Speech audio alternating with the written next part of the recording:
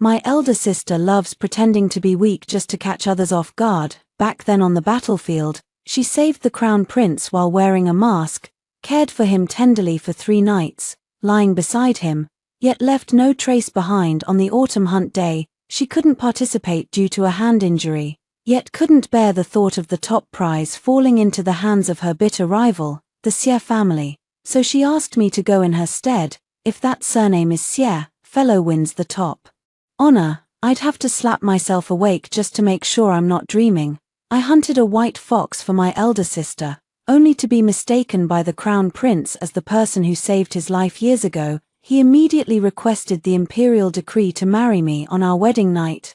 The crown prince searched my entire body but could not find the red birthmark. Only then did he realize he had made a mistake. Upon learning that the person was my elder sister, he flew into a rage, accusing me of being an attention seeker and deeply manipulative. He ordered me to wear a mask at all times in the residence, pretending to be her, and so I did, for 20 years now. The day of the autumn hunt has returned. My sister has come again to beg me to take her place. I had captured the white fox, and before the crown prince could speak, I bowed toward the raised platform. My elder sister is actually far more skilled in martial arts. I am merely taking her place here. 01 The emperor was greatly pleased, and praised on the spot how fortunate my father was to have 2 fierce daughters. My father looked delighted on the surface, yet humbly downplayed it. Just petty skirmishes, nothing worth mentioning. But in truth, my elder sister had secretly joined the battlefield 2 years ago. That battle was brutal. Disguised among the supply unit, she slipped into the main encampment and, amid the chaos, rescued the critically injured Prince Xiao Yang. The crown prince, she wore a mask, carried him to a deserted watchtower, and stayed by his side on the same cot for 3 days and nights, feeding him water, changing his bandages, pulling him back from the edge of death. Before leaving, she deliberately exposed the red birthmark on her collarbone, leaving a trace, doing good deeds without seeking recognition. This was her greatest pride. But there's no such thing as a wall that never leaks. Upon learning of it, father sent someone galloping over 300 li overnight to bring her back from the military camp. My elder sister slammed the table down, her eyes reddened as she demanded, "Why can't women go to war?" I couldn't argue with her. I knew martial arts, but I still couldn't match my elder sister. Now, at the autumn hunting grounds, the empress smiled and asked me what reward I desired. I was just about to speak. Trivial tricks. Prince Xiao Yang spoke slowly. That white fox was hit by 3 arrows before it fell. Its pelt damaged. How can it even be called hunting? I snapped my head up. Meeting his cold gaze in my previous life, this very autumn hunt was the beginning. He publicly requested an imperial decree to betroth us in front of everyone. I thought it was mere infatuation at first sight. On our wedding night, Xiao Yang searched my entire body but couldn't find that red birthmark. His expression instantly turned pale. Only then did I realize he had mistaken me for his elder sister. After learning the truth, Xiao Yang looked at me as if I were something utterly repulsive. "You knew. She was the one who saved me, yet you stole the spotlight ahead of her. Your scheming is truly deep." He ordered me to wear the elder sister's mask and impersonate her within the mansion. I refused. He sneered, "Then I'll disfigure your face. You'll surely wear it then." Once I put it on, it was for 20 years. I became the admired masked princess of the capital, and later, the most pitiful masked empress of Great Liang. Xiao Yang took one concubine after another, his harem filled with fragrant beauties, and his descendants multiplied endlessly. Yet I remained childless. The world all says I've ruined my face, but the crown prince loves me deeply and remains loyal. He even insisted on making me empress. 02 I didn't know why Xiao Yang was different from his past life, but I had long since no desire to repeat the same mistakes. I lowered my head and replied, "Your Majesty, I am not skilled in horseback riding or archery, which is why I used 3 arrows." The emperor waved his hand, seemingly unbothered by such minor details, and still bestowed upon me a jade scholar's pendant and brocade. "You're surprisingly honest, child." I bowed my head in thanks, my back stiff. Back in the tent, my elder sister was lounging on the soft couch, cracking sunflower seeds. When she saw me enter, she spat out the shells and her eyes sparkled as she leaned in. How'd it go? Was Chinyu's face as dark as the bottom of a pot? I smiled and handed her the jade ruyi, then I told her everything that had just happened. My elder sister abruptly changed the subject. You may not be as skilled in martial arts as I am, but your archery and riding are far superior to mine.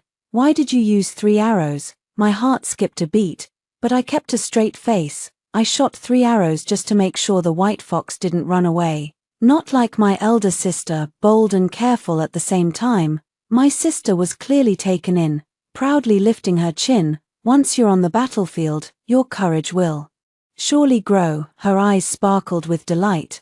I wish I could have seen Chinyu's expression, then I'd have been happy enough to eat an extra bowl of rice. I nodded, swaying slightly. She reached out to feel my forehead, and her smile vanished instantly. Why is your forehead so hot?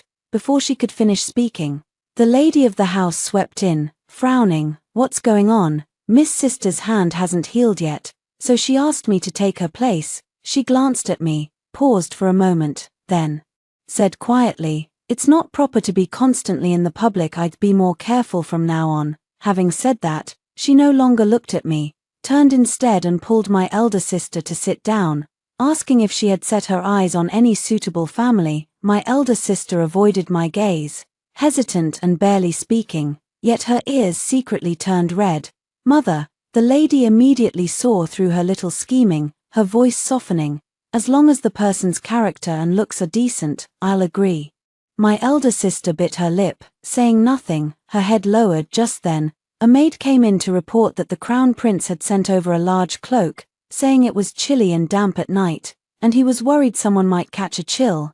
My heart sank sharply. Aja took it and held it in her arms, her face flushing with 2 bright red spots. After everyone had left, the tent quieted for a moment. The lady spoke again, disapprovingly. "Qingyan, the empress favors her own niece. The crown prince is not a good match. Moreover, the imperial will is hard to predict.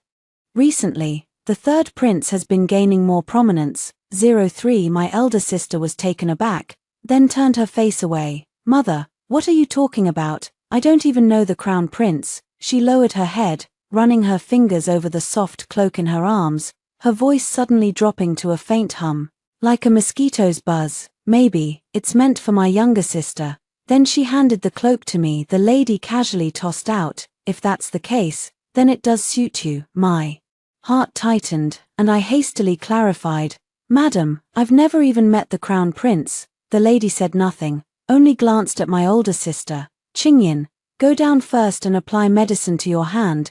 My older sister responded with a nod, the large cape hesitating for a moment, but ultimately set it down and turned to leave the tent. At the instant the curtain fell, only my lady and I remained inside the tent. She began to speak, leisurely and calmly. "Although you don't know the crown prince, if you were to become a secondary consort, your father would surely agree." I froze in place. "Just keep an eye on Qingyan and make sure she doesn't interact with the crown prince." "Yes." I lowered my head, but deep down, I knew all too well that Xiao Yang had already been far more intimate with my elder sister. In my past life, even though the emperor favored the third prince Xiao Yu, Xiao Yang hadn't committed any grave errors, so the throne ultimately went to him. "I had no choice," the lady said casually. "Qingyan is a simple-hearted girl, not suited for the royal family, but if you truly want her, you could still compete for her hand." With that, she lifted the curtain and left. 04 I stood motionless in place, not moving for a long time. My mother was the daughter of a minor official of the 5th rank, and she had been timid her entire life. When my father was young, he had pledged eternal vows with her, but after returning from war, he was ordered to marry the lady of Mingyu, who is now the lady of the household. The emperor asked my father if he was married. He answered, "Not yet." Thus, my mother became a concubine. She even felt honored that she could serve as the general's concubine, believing it was already a sign of the princess's generosity. Yet she forgot that when my father came to propose, he had followed the rites of a formal marriage. On the day the imperial decree arrived, my father didn't even offer an explanation, just casually mentioned that military affairs were urgent, and that he had unintentionally failed to report it, shattering my mother's whole heart into pieces. From then on, the lady became the principal wife, and my mother was relegated to the status of concubine.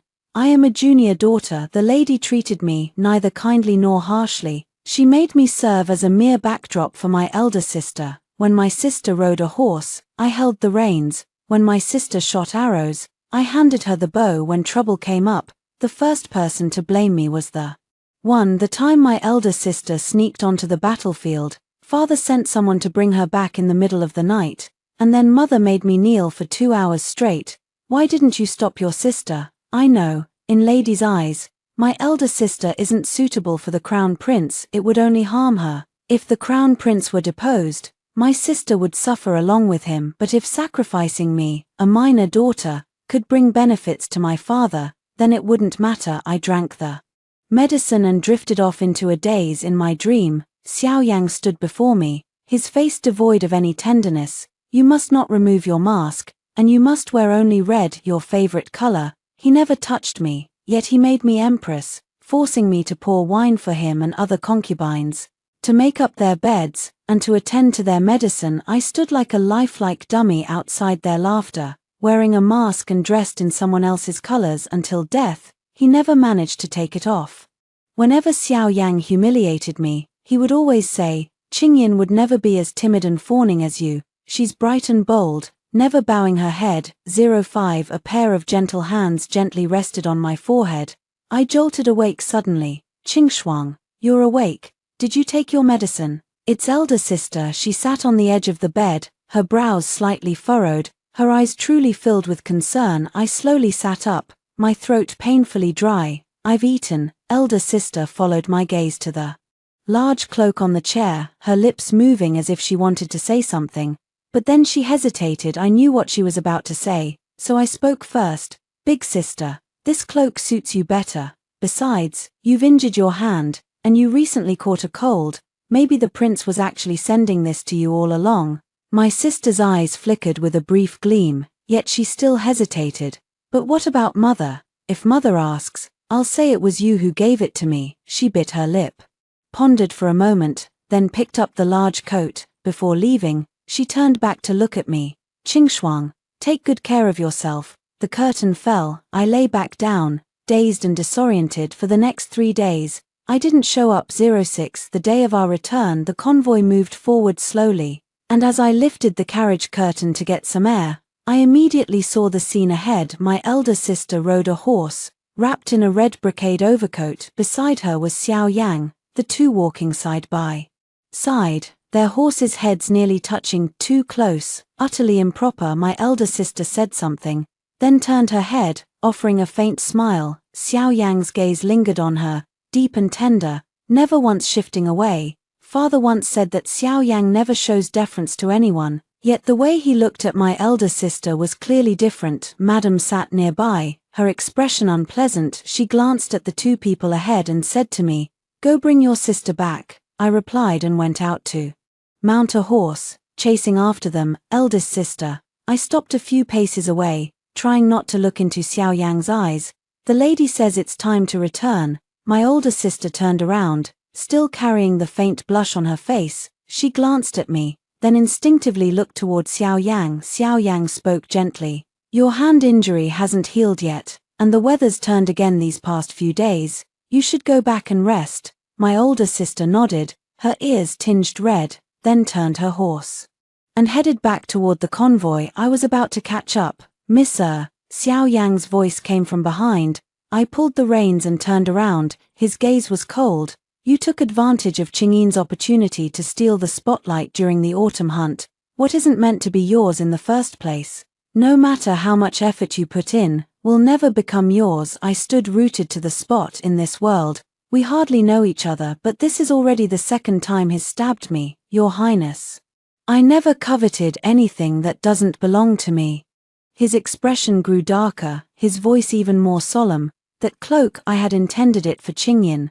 Why have I heard it was you who gave it to her? Must be my elder sister's words." I opened my mouth. Could I really say that it was lady who didn't allow sister to accept it? Before I could speak, he abruptly cut me off. "You, a mere secondary daughter, should know your place." "Yes." I lowered my head, bowed to him, then turned my horse around and walked toward my elder sister. That gaze in my back felt like needles piercing my skin. 07 After we returned, my aunt gently took my hand and examined me carefully for a long while. Did you find anyone you like? No. Her gaze dimmed slightly, and she sighed. You're a concubine's daughter. And though marriage is decided by your parents' wishes and the matchmaker's word, something you can't control yourself, still, your mother just wants you to be happy. I looked at her face, a woman under 40, yet fine lines already traced her eyes, and grey hairs had crept into her temples. She spent her entire life living like a shadow. Madam, are you happy? I asked. She paused, as if she hadn't expected me to ask that. After a moment, she smiled. At first, I had hoped for it. I longed for him to cherish me, protect me, love me, and then I realized that if he had truly done so, it would have been catastrophic for me. The mistress wouldn't have tolerated it. So I'm doing fine now, really. Qingxuang, mother is fine. I stared into her eyes. She was lying. I've seen her sitting alone by the window at night, tears streaming down her face. I've seen her hunching her shoulders when the mistress reprimanded her in front of the servants. I've seen her lock away every gift father gave her, daring to take them out only in the dead of night. Secretly, Auntie, if you hadn't married my father, you could still have become a legitimate wife in another family. So why? She shook her head. What better choice do I have? Your father has become a high-ranking general, while I am merely the daughter of a fifth-rank official. He didn't break off the engagement and still chose to marry me. How kind he already is. And besides, who would dare defy an imperial decree? Your father said you're still unmarried, and your maternal grandfather didn't dare utter a single word more, because he dared not, my aunt said. Qingxuang, don't blame your father, he has his own difficulties. I didn't reply. She has etched rules into her very bones throughout her life, serving her father, serving the mistress. She kept her head down, her eyes lowered, cautious and timid, never daring to utter a single complaint. You must pay extra attention to pleasing the mistress and the young lady from now on. She took my hand, speaking earnestly. The mistress may be stern on the surface, but her heart is soft. If you're obedient and gentle, she'll find you a good match in marriage. I don't want to get married. The maid's face slightly changed. How can you not get married? How can't I? Qingxuang, don't be stubborn. As a minor concubine's daughter, where else could you go if you don't marry? I didn't say another word throughout her life. She seemed never to have lived for herself. And what about me in my previous life? I hadn't either. My elder sister has been going out frequently lately, secretly avoiding my father and mother. She's been going shopping and boating with Xiao Yang, and even exchanging letters, all under my name every time she returns. Her face is flushed, holding my hand and saying, "My dear younger sister, please keep this a secret for me." I agreed, yet deep down she knew that if the truth came out, father and mother wouldn't harm her older sister. She was the legitimate daughter, the cherished pearl, destined for a grand and glorious marriage. But I was a minor daughter, a disposable pawn, ready to be sacrificed at any moment. They'll only marry me off. I don't want to. 08 That day, the lady called me to the main hall. Several portraits lay spread out on the table, and she sat at the head, poised and dignified. These past few days, I've arranged for you to meet several young gentlemen from noble families. Their portraits are all here. Take a look. Anyone who catches your fancy. I didn't glance at the portraits, but kept my head respectfully lowered. Whatever the lady decides is fine with me. The lady paused, her eyes falling upon my face. After a moment, his tone softened slightly. You're just like your aunt. Both of you are so honest and straightforward. Even if I consider your mother-in-law's feelings, I wouldn't let you marry someone beneath you. Saying this, she pulled out one of the portraits and pushed it carelessly toward me. This one, the heir of Marquis Jingnan, isn't bad either. I looked up. The man in the portrait had clear, well-defined features, a faintly smiling curve at his lips, and in his eyes lingered 3 parts laziness, 7 parts recklessness. He didn't carry himself like a proper gentleman at all, more like someone always ready to stir up trouble. The heir of the Jingnan Marquis, Lu Yunfan. I've heard of him, a notorious troublemaker in the capital. He's rash, defiant, and naturally inclined to cause trouble, carefree and casually disheveled. Yet because the Marquis of Jingnan enjoys the imperial favor, no one dares to touch him. Yet all the noble ladies in the capital avoid him like the plague, which is why he's still unmarried. How about it? The lady asked. What the lady picks is naturally excellent. Back then, it was the lady who found father. Hearing this, she arched her lips slightly upward and nodded in satisfaction. Let's go take a look at the inn tomorrow, so your father won't say I'm not paying attention. Yes. I stepped out of the main hall and just happened to catch sight of my elder sister's back disappearing through the side gate. She went to find Xiao Yang the next day. I arrived at the inn early. The private room faced the street, and I sat by the window, waiting for more than half a gong, the tea long gone cold, before Lu Yunfan finally arrived, late and leisurely. When he pushed the door open, I nearly stumbled from the flash of light. Dressed in a crimson brocade robe with golden embroidery, a dark green sash at his waist, and a white jade stone set into his hair comb, he exuded such arrogance it was like a peacock spreading its iridescent feathers standing there. She lit up the private room by 3 parts, yet also made it 3 parts more vulgar. Lu Yunfan gave me a quick glance, then boldly sat down opposite me, leaning back on the chair's backrest. Was it Mrs. Gu who sent you? My mother sent me too. He picked up the teapot and poured himself a cup, took a sip, wrinkled his nose, and set it down, cold. Then he looked up at me, his tone careless. You must have heard of my reputation, always gambling, cockfighting, dog racing, no sense of decorum. What about you? Did your family force you to come? I'm here of my own volition. He froze for a moment, doubting he'd heard correctly. I'm addicted to gambling, cockfighting, and dog racing. You're volunteering? Yeah. Lu Yunfan stared at me for 2 seconds, as if checking whether I was joking. What do I have that's worth anything? No reputation, no fame. What do you see in me? I didn't hesitate. At least the heir is good-looking and wealthy. The heir fell silent for an instant. Lu Yunfan blinked his eyes, then let out a muffled laugh. You're surprisingly honest, unlike your face. He straightened his posture and said seriously, my mother wants me to marry someone who can keep me in check, but I just want someone who can't control me. Perfect, I said. After I marry the crown prince, he can do whatever he likes. He can play cockfighting, walk his dog, or live any life he desires. Upon hearing this, he suddenly asked, and what about you? I paused for a moment. I've already been living the life I want. The moment I married the crown prince, Lu Yunfan's eyes showed a hint of surprise and curiosity. Alright then. 09 That afternoon, the matchmaker from the Hu mansion arrived at their door. The matchmaker's mouth painted such a vivid picture of my horoscope and Lu Yunfan's.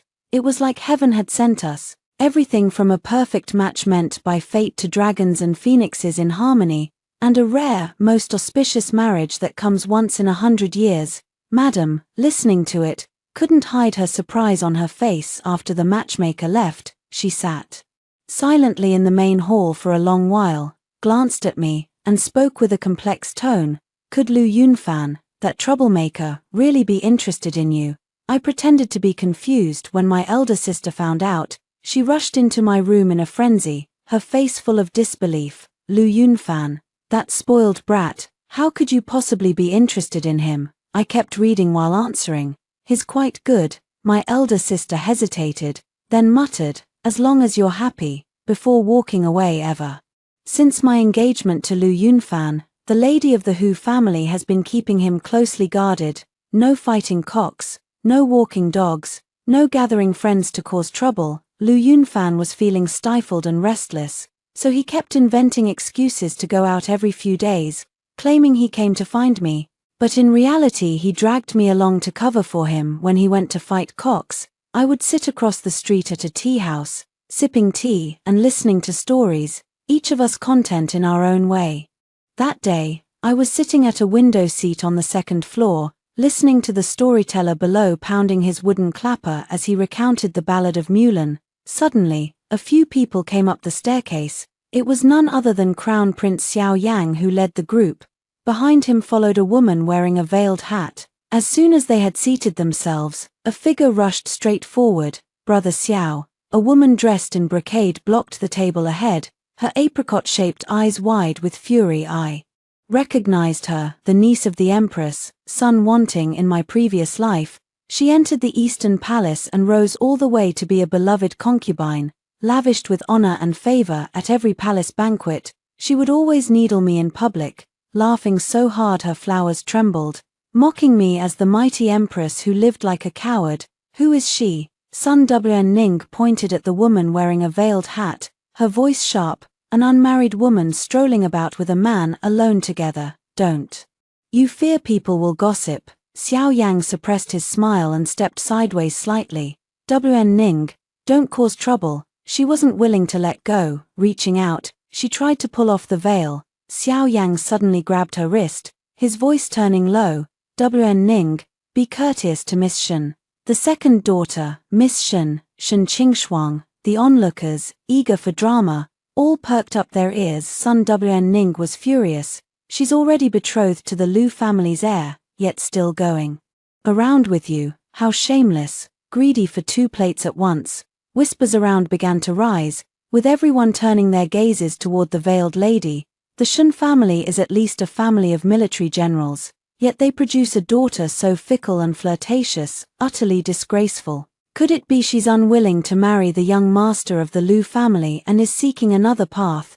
How greedy indeed. You're right, it's better to be a concubine to the crown prince than to marry a dissolute playboy. 10 My elder sister remained huddled behind Xiao Yang, her veiled headdress lowered, saying not a single word. I set down my teacup, about to stand up. Suddenly, a hairpin was thrust into my hair from behind. I won this just now. Lu Yunfan had somehow silently walked up behind me and grinned brightly. I saw this and thought it'd suit you, so I bought it. He looked over toward Xiao Yang and shouted at the top of his lungs, Prince, the young lady by your side is Miss Shen the second. Then who is the young lady by my side? Why are there 2 Miss Shen second daughters? The entire hall was filled with astonishment. Sun widened her eyes, looking back and forth between the veiled woman and me. Isn't this Miss Shen's second daughter?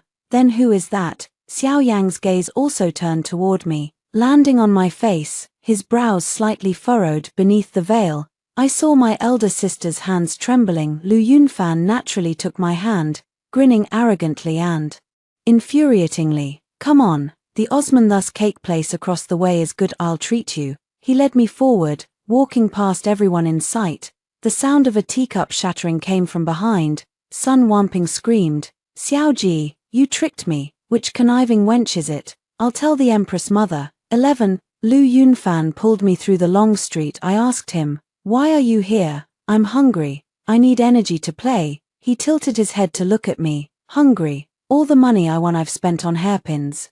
Isn't it only fair you treat me to a meal? I was stunned for a moment, then nodded. All right. During the meal, he kept staring at me. Halfway through lifting my chopsticks, I couldn't help but glance up. What is it? You know that woman in the veil. Why didn't you speak up when Xiao Yang implicated you?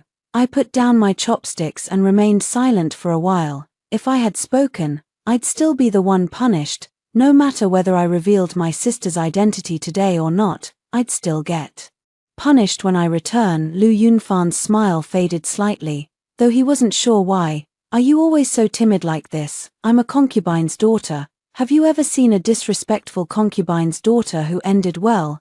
The words were out before I even realized how blunt they sounded. We aren't close enough yet to be completely open with each other. Lu Yunfan felt slightly annoyed. Being mine? You can't be this timid. What does that mean? I didn't understand at first. He glanced at my bowl, frowned, and disdainfully said, eating so little and being so picky, this one won't be easy to raise in the future. I can eat anything. Saying that, I picked up a pair of chopsticks, shoved a bunch of green vegetables into my mouth, and stubbornly chewed for a couple of times. Lu Yunfan looked at me and suddenly smiled. He reached out and pinched my puffed-up cheek, giving it a gentle tug. Dislike it if you dislike it. Why force yourself to like it? My face instantly turned red, a mouthful of unchewed spinach still lingering in my mouth. He let go of his grip, not even minding that my chopsticks were dirty, and took them right from my hand, plucking out a big chunk of meat and placing it into my bowl. The meat was bright red, its scent wafting straight into my nostrils. Here, try this house special Osman pork knuckle. Now that's real delicious. Way better than your green, leafy sticks of vegetables. If you don't like this, try something else. There's sure to be something you'll enjoy. I froze. No one has ever said those words to me. Auntie used to say most often, be obedient, listen to the lady of the house, listen to the eldest mistress, listen to everyone else. No one ever said, listen to yourself. Hearing these words for the first time, I didn't know why my eyes grew slightly warm. I lowered my head and stuffed 2 mouthfuls of rice into my mouth, swallowing down that lingering bitterness after finishing my meal. Lu Yunfan didn't leave. I'll walk you back. I can make it back on my own. How can that be? I picked you up, so I should naturally see you back home. At the entrance of the mansion, he smiled at me and waved, indicating I should go in. I turned and stepped through the gate, only exhaling deeply once the footsteps behind me had faded away. 12. As soon as I stepped into the main hall, I sensed something was off. My elder sister sat with red eyes nearby, while my mother's face was as pale as iron. She glanced at me coldly. Qingshuang, why didn't you stand up for your sister at the tea house today? I don't know how to explain this. How can I help? Could it really be that I'm the one who was with Xiao Yang? What would become of the Jingnan Marquis's mansion then? Before I could utter a word, a teacup flew straight at me, smashing into my body and splashing tea all over me. Do you really think that just because you're promised to the Marquis's household, you're already the future mistress? Remember, you haven't even married into the family yet. My knees buckled, and I fell to the ground, collapsing on my knees. My older sister grew impatient. Mother, I've already said we met by chance. Besides, I was wearing a veil. No one knew it was me. Why are you blaming Qingshuang? Madam snorted coldly. She nearly caused you to be misunderstood by Miss Sun. Sun Wn has a fiery temper. If she misunderstands you and links you to the crown prince, who would dare to come seek your hand in marriage in the future? My elder sister muttered, I was just letting her win. If we really fought, I'd definitely beat her. Nonsense. The lady slammed the table. Miss Sun is the Empress's niece. How dare you strike her? She took a deep breath, her gaze settling on me once again. Today's incident was Qingshuang's fault. She shouldn't have abandoned you, leaving you alone there. Bring in someone to spank her 30 times on the palms of her hands. Ju Maomo, the lady's attendant, responded with a nod and stepped forward, carrying the wooden paddle. I trembled as I extended my hands. Just as the paddle was about to descend, a leisurely voice resounded from behind. I didn't realize the general's mansion was so devoid of justice. Madame Ju's hand froze midair. I turned my head. Lu Yunfan had returned without my noticing, leaning against the doorway, holding a bag of Osmanthus cake, his words chilling. Even you, the future consort of the Jingnan Marquis's mansion, dare to lay a hand on me. He glanced at the lady, a faint upward curve at his lips, yet the smile didn't reach his eyes. It seems my father's official rank isn't high enough. I'll go back and urge him to try harder, otherwise, his daughter-in-law will be beaten to death.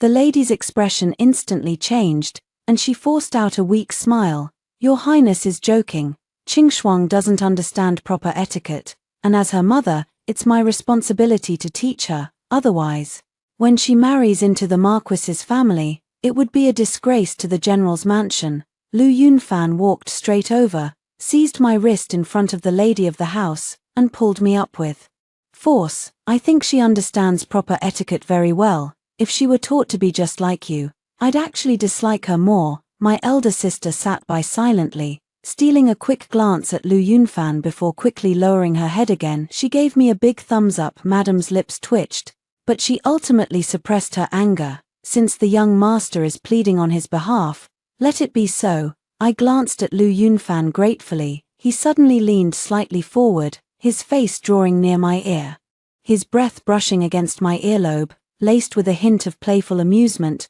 Have me for dinner tomorrow. My ears instantly blazed with heat. Lu Yunfan straightened up, bowed briefly to the lady, shoved the Osmanthus cake into my hands, and without waiting for anyone to escort him, turned and strode out briskly. 13. That evening, father returned. He took off his court robes and strode into the main hall. Seeing me standing under the corridor, he paused mid-step.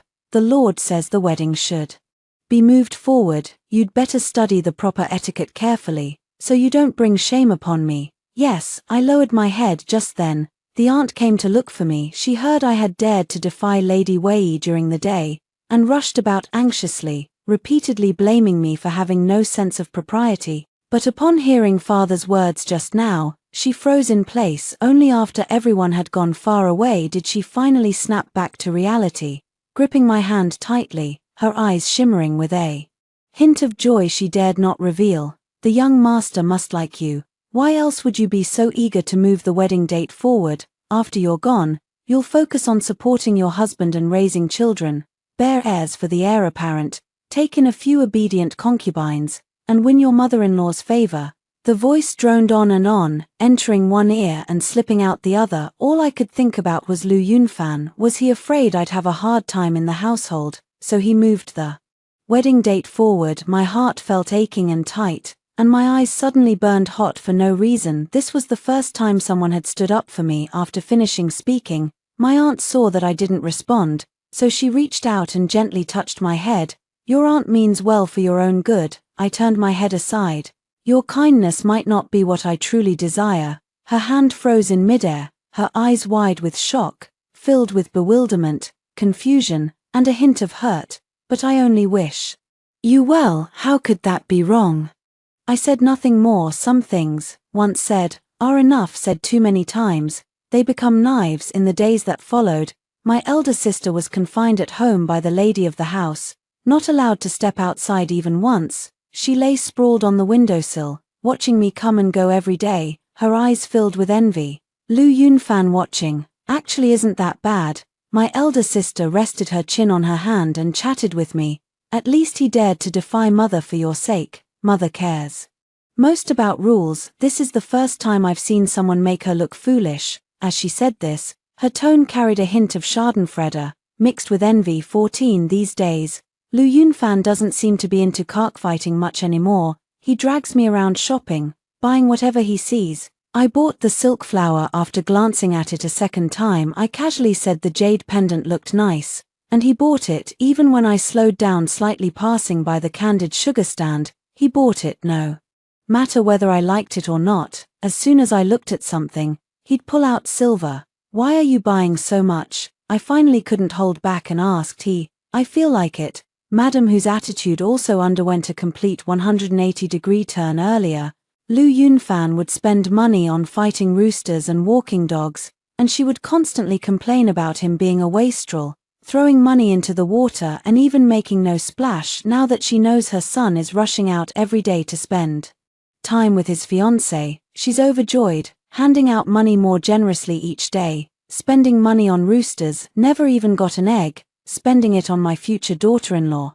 That's money spent on family. I listened, my face burning. That day, I ordered a bowl of Osmanthus glutinous rice balls at a food stall. Lu Yunfan sat across from me, staring at the soft, white dumplings with a face full of disdain. What's so good about this? It's overly sweet and stick to your teeth. Prince, care to try one? I pushed the bowl slightly toward him. The Osmanthus glutinous rice balls here don't stick to your teeth. He hesitated for a moment, then used my spoon to scoop one up and put it in his mouth. Suddenly, his face turned red. He remained silent, his gaze drifting around aimlessly anywhere but into my eyes. My heart skipped a beat. What's wrong, young master? Is it stuck? Lu Yunfan coughed lightly, his voice faint. It's okay, actually quite tasty. Then I'll get one for you too, young master. He nodded vaguely, his eyes still not meeting mine.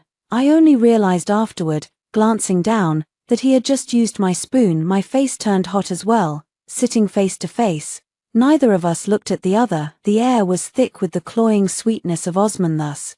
After finishing the glutinous rice balls, I happened to run into a friend who had once fought cocks with Lu Yunfan. The man rushed over, buzzing with excitement. Your Highness, come, I heard they've brought in a rooster from another region today. It's imposing and mighty, a true undefeated champion. You used to love these, didn't you? Lu Yunfan cleared his throat awkwardly and frowned. What's like or dislike? I don't like them anymore. The man was stunned.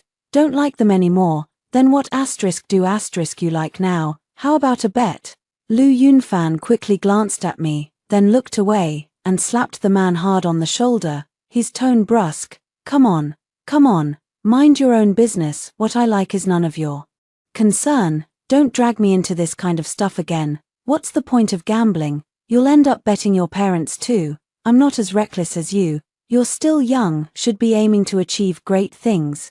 Miss Shen of the Shen family. He clutched his shoulder, muttering bewilderedly. What kind of medicine did I accidentally take? After he had walked away, I cautiously asked, won't the prince play cockfighting anymore? Getting bored of it. What about dog walking then? Let me raise him. He'll be just right for guarding the courtyard and catching thieves. I hesitated for a moment, then nervously asked, then, what are the young master's hobbies? If he lists hobbies one by one like this, how will I be able to live the life I've dreamed of after I marry him? Will he start scrutinizing me endlessly once he has nothing to do? Lu Yunfan stopped and turned to look at me, a hint of amusement in his eyes. What's going on in your head all day? 15. My wedding to Lu Yunfan is getting closer and closer. My crimson bridal gown is already half finished, and the list of dowry items from the Marquis's mansion is so thick it makes the maidservant's jaws drop in awe. I can't help but exclaim, may heaven bless me with such a fortunate match. But my elder sister has grown bolder than ever. She sneaked out several times under the cover of night, scaling the wall and returning before dawn. Recently, the lady had been busy arranging matches for her, repeatedly comparing portraits of various young gentlemen, and hadn't noticed her sneaking out at night. The incident came to light at a banquet, while the lady was chatting with other ladies, praising her eldest daughter for being exceptionally obedient and well-behaved, never stepping outside the front or back doors. Before she could finish speaking, the lady across from her covered her mouth and laughed softly, a hint of amusement in the corners of her eyes, as if enjoying the spectacle. Madame Gu probably doesn't know yet, does she? Last night, I clearly saw Master Gu and the Crown Prince setting off fireworks outside the city wall. Those fireworks were truly beautiful, lit up half the sky. The lady's face changed instantly. She forced a smile to get through the banquet, and before the carriage even reached home, someone came with another report. They say sister and son Wanning got into a fight and both fell into the lotus pond. The Crown Prince jumped in, first saving sister, then pulling son Wanning out as well. The lotus pond wasn't deep, but the early autumn water was bone-chillingly cold. When sister was brought back, she was drenched from head to toe, her lips blue, shivering uncontrollably even though she was wrapped in 3 quilts. I returned home and saw my elder sister lying on the bed, looking utterly listless, her face as pale as paper. This son Wanning is truly treacherous. She bit her teeth, still seething with anger. She deliberately dragged me into this mess, framing me. Fortunately, the Crown Prince rescued me first. I sat down beside the bed, looking at her. Big sister, do you really like the Crown Prince? She was stunned for a moment, a faint blush slowly spreading across her cheeks, her delicate teeth gently biting her lower lip. The Crown Prince recognized me. He remembered that I was the one who saved his life years ago. He said, he wants to marry me. As the big sister spoke, her eyes were filled with longing. I owe him my life, and I should repay him with mine. Besides, he saved me today as well. Before the words had even finished escaping his lips, the door was violently thrown open. The lady stood in the doorway, her face pale as ash, her chest heaving violently. Clearly she had overheard. He also saved Miss Sun. My elder sister raised herself up, indignant. What of it? The favors me. You and father always think the might be deposed, but he acts with propriety and has never made the slightest mistake. Even if the emperor wanted to depose him, wouldn't he have to give a reason? The lady's hand shot upward abruptly. My elder sister didn't dodge, she simply stubbornly lifted her face. The hand hung in midair, trembling, before finally lowering. Mother, my elder sister's voice softened, and tears rolled down her cheeks. Can't I just find someone I love and who loves me back? You can like anyone you want, but why him specifically? Do you know how cold and indifferent the royal family is? I don't believe it. The Crown Prince truly loves me. That night, after father returned, he walked straight to my elder sister and slapped her hard. Ajia covered her face, and tears immediately spilled out. Are you really pushing yourself to become his concubine? No, he said. She's not a concubine. Father stared at her, his face filled with anger at her foolishness. Princess consort. He let out a cold laugh. You're having the niece of the empress as a concubine. The imperial decree has already been issued. Sun Ning is to be consort, and you, a concubine, the crown. Prince didn't even fight for you at all. My elder sister's face turned pale instantly, disbelief flashing in her eyes. He saved me first. He saved me first. Why me? He promised he'd never let me suffer, and said he'd love only me for the rest of his life. Father hates you for your wild fantasies. He's the crown prince. How could he only have you? The matter is already settled. What can I do for you now? 16. The imperial edict arranging the marriage had indeed arrived at home when Sister heard that Ju's eldest daughter, Qingyin, is to be appointed as the virtuous concubine of the crown prince. Her back immediately curved forward. Father took the edict, his expression unchanging, and not even glanced at Sister. He simply spoke coldly. Don't you dare kneel and thank the imperial favor. Her elder sister was forced down to her knees by the lady of the house in the evening. She could no longer hold back. With red eyes, she burst out of the door. No one could stop her, and she rode straight to the prince's residence. My lady kept crying out for someone to chase after her, then turned to me. Go stop her. If any disgrace comes of this, where will your father's dignity be? I could only turn and follow her out before the gatekeeper of the prince's residence could announce her arrival. My elder sister had already burst through the door and rushed in. By the time I caught up and entered, a clear, sharp sound had already echoed from the main hall. Ajie slapped Xiao Yang across the face. You said only I would be with you. Then why is Sun Ning here too? You know we don't get along. Xiao Yang turned his head slightly, a red mark appearing on his cheek. He reached out and grabbed Ajie's wrist. Qingyin, ennobling her as a concubine was my mother's wish. You've always said you only wanted to be with me, so why do you care about rank and status? Are you really just an ordinary person who cares only about titles and positions? My elder sister's tears fell one after another. She roughly shook off his hand. Xiao Yang, you said you loved me, that you'd give me the best, but you haven't even given me the position of crown prince's consort. Is this your idea of love? Xiao Yang frowned. Growing increasingly impatient, I stepped forward and grabbed my elder sister's arm, whispering, Sister, let's go back. This isn't the place to talk.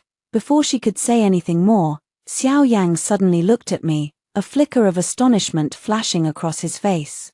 Qingyin, you weren't always so petty. What's changed about you? His tone carried a hint of annoyance and disappointment. How can you be the Or Empress with such a vengeful nature? Ajie stared at him, her lips trembling slightly. You used to say that you admired my cheerful and open-minded personality. Xiao Yang no longer wanted to hear any more, and blurted out, Can't you be as thoughtful and mature as your younger sister? The atmosphere suddenly grew silent. My elder sister abruptly turned to look at me, her eyes wide open, as if she didn't recognize me at all. My heart skipped a beat. I raised my gaze toward Xiao Yang, his also reborn. Your Highness, be careful what you say. Whether I understand or not is none of your concern. Xiao Yang was slightly startled, not expecting me to talk back to him like that. Ajie looked at me, then at him, her expression complicated. I grabbed her wrist and turned to walk out. This time, she didn't pull away. 17. Throughout the journey, silence hung between us. I didn't know how to explain to my elder sister the nature of my relationship with Xiao Yang. We never had any connection in this life. After returning home, my elder sister murmured, He used to say he loved me most when I was bold and unreserved, true to myself. He said he disliked your timid, submissive manner.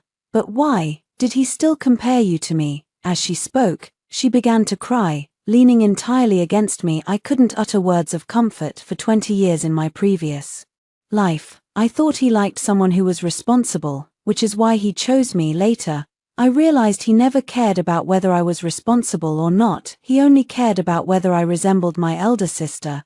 Now that my elder sister is truly with him, he starts to complain that she isn't responsible enough. Could it be that what we can't have is always the best? Or perhaps Xiao Yang didn't truly know what he liked at all, always comparing, never satisfied. 18. Early the next morning, a scream echoed from Ajie's courtyard. When I rushed over, I found scattered strands of cut hair on the ground, a dark, chaotic mess. Shocking to see. My elder sister sat before the bronze mirror, still clutching the scissors, her hair unevenly falling over her shoulders, her face expressionless, her eyes vacant. Madame glanced at her and nearly fainted. Father arrived right behind, his face turning red with fury, shouting, "Are you mad? I've spoiled you, coddled you, and this is what I get." Eldest sister remained motionless, her voice calm. "Daddy, go tell the emperor I won't marry. I'd rather become a nun than share a husband with son." Warning, letting her trample me underfoot.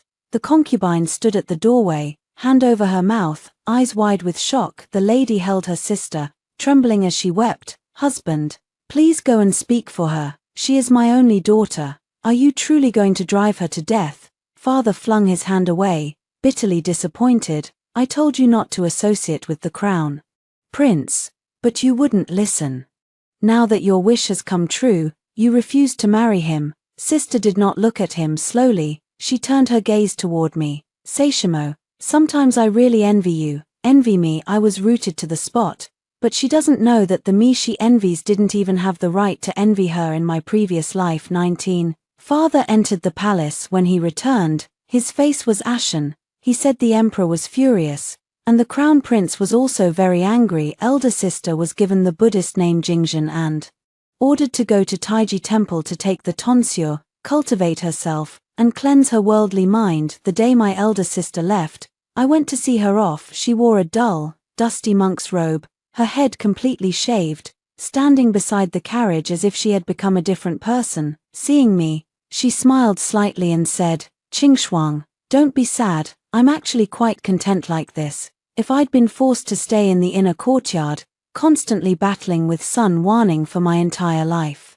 forever scheming, fighting over petty things that would truly have been my death. When you get married, have someone send over a bag of wedding candies, make sure they're osmanthus flavored, and add plenty of malt sugar." With that, he turned and climbed into the carriage, without looking back. On the way back, just as the carriage turned into the alley, it suddenly came to a halt. "Second miss, someone's blocking the road." The coachman spoke. I pulled back the curtain and stepped out, only to see Xiao Yang riding his horse, blocking the middle of the path. He dismounted gracefully and stepped toward me with deep emotion. "Qingshuang, I know you've returned. I remember everything from our past life." I said nothing. "If you are willing to be my secondary consort, I can beg the emperor to revoke the imperial edict concerning Qingyin." I looked at him, and suddenly found it laughable. "Crown Prince, you ruined me in my past life, and in this life, you have ruined my sister. Your heart has never held anyone but yourself." His brow furrowed slightly as he explained to me, "Qingyin saved me in my past life. I admired her spontaneity and brightness, but in the end, we never truly stayed together, so I didn't realize how unsuitable we actually were. The one truly meant for me is you. I've already been betrothed. As long as you're willing, I can help you break off the engagement." A lazy chuckle suddenly echoed from inside the cart. The curtain was pulled up slightly from within, and Lu Yunfan leaned half out, gazing at Xiao Yang with a half smile. "Prince, have you ever asked me if I'm willing?" Xiao Yang's expression instantly darkened. "Why are you here too? Wherever my fiancé is, that's where I'll be." He blinked. "Is there a problem?" "Oh, right, what the crown prince just said. I will report to the emperor truthfully." "You." Xiao Yang's face turned completely dark. Lu Yunfan ignored him, stepped down, grabbed my hand, and pouted indignantly. "Qingshuang, let's go." "Complain?" I smiled warmly. "All right." 20. He actually went to file a formal complaint. Not only did he go himself, but he also brought along Lord Hu and Lady Hu. The three of them entered the palace together, with Lu Yunfan walking at the front, shedding tears and snot all the way, crying continuously. The emperor was startled, thinking someone from the Marquis's family had passed away, but upon seeing the entire family of three safe and sound, he quickly asked what had happened. The marquise slapped her thigh, weeping bitterly. "Someone's trying to take away my daughter-in-law." When the emperor heard it was the crown prince, his face immediately turned dark, furious. He slammed the table. "Preposterous. Send him back to reflect on his behavior. How can he possibly be fit to be crown prince in this state?" Immediately issued an imperial edict. Crown Prince Xiao Yang, having acted improperly and interfered in a subject's marriage, is hereby confined to the Eastern Palace for 3 months as of today. Without an imperial summons, he must not leave. lady who was still sobbing as she added, "Your Majesty is wise and just."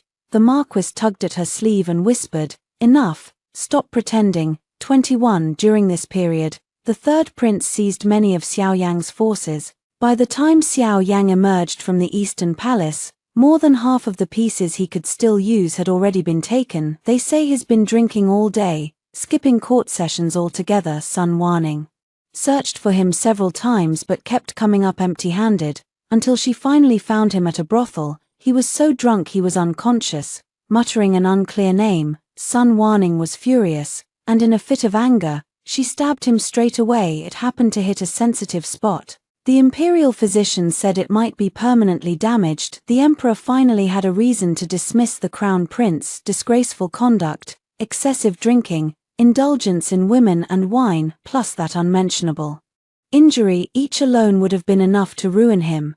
Xiao Yang was deposed and reduced to commoner status, removed from the Eastern Palace and confined in the Southern Garden.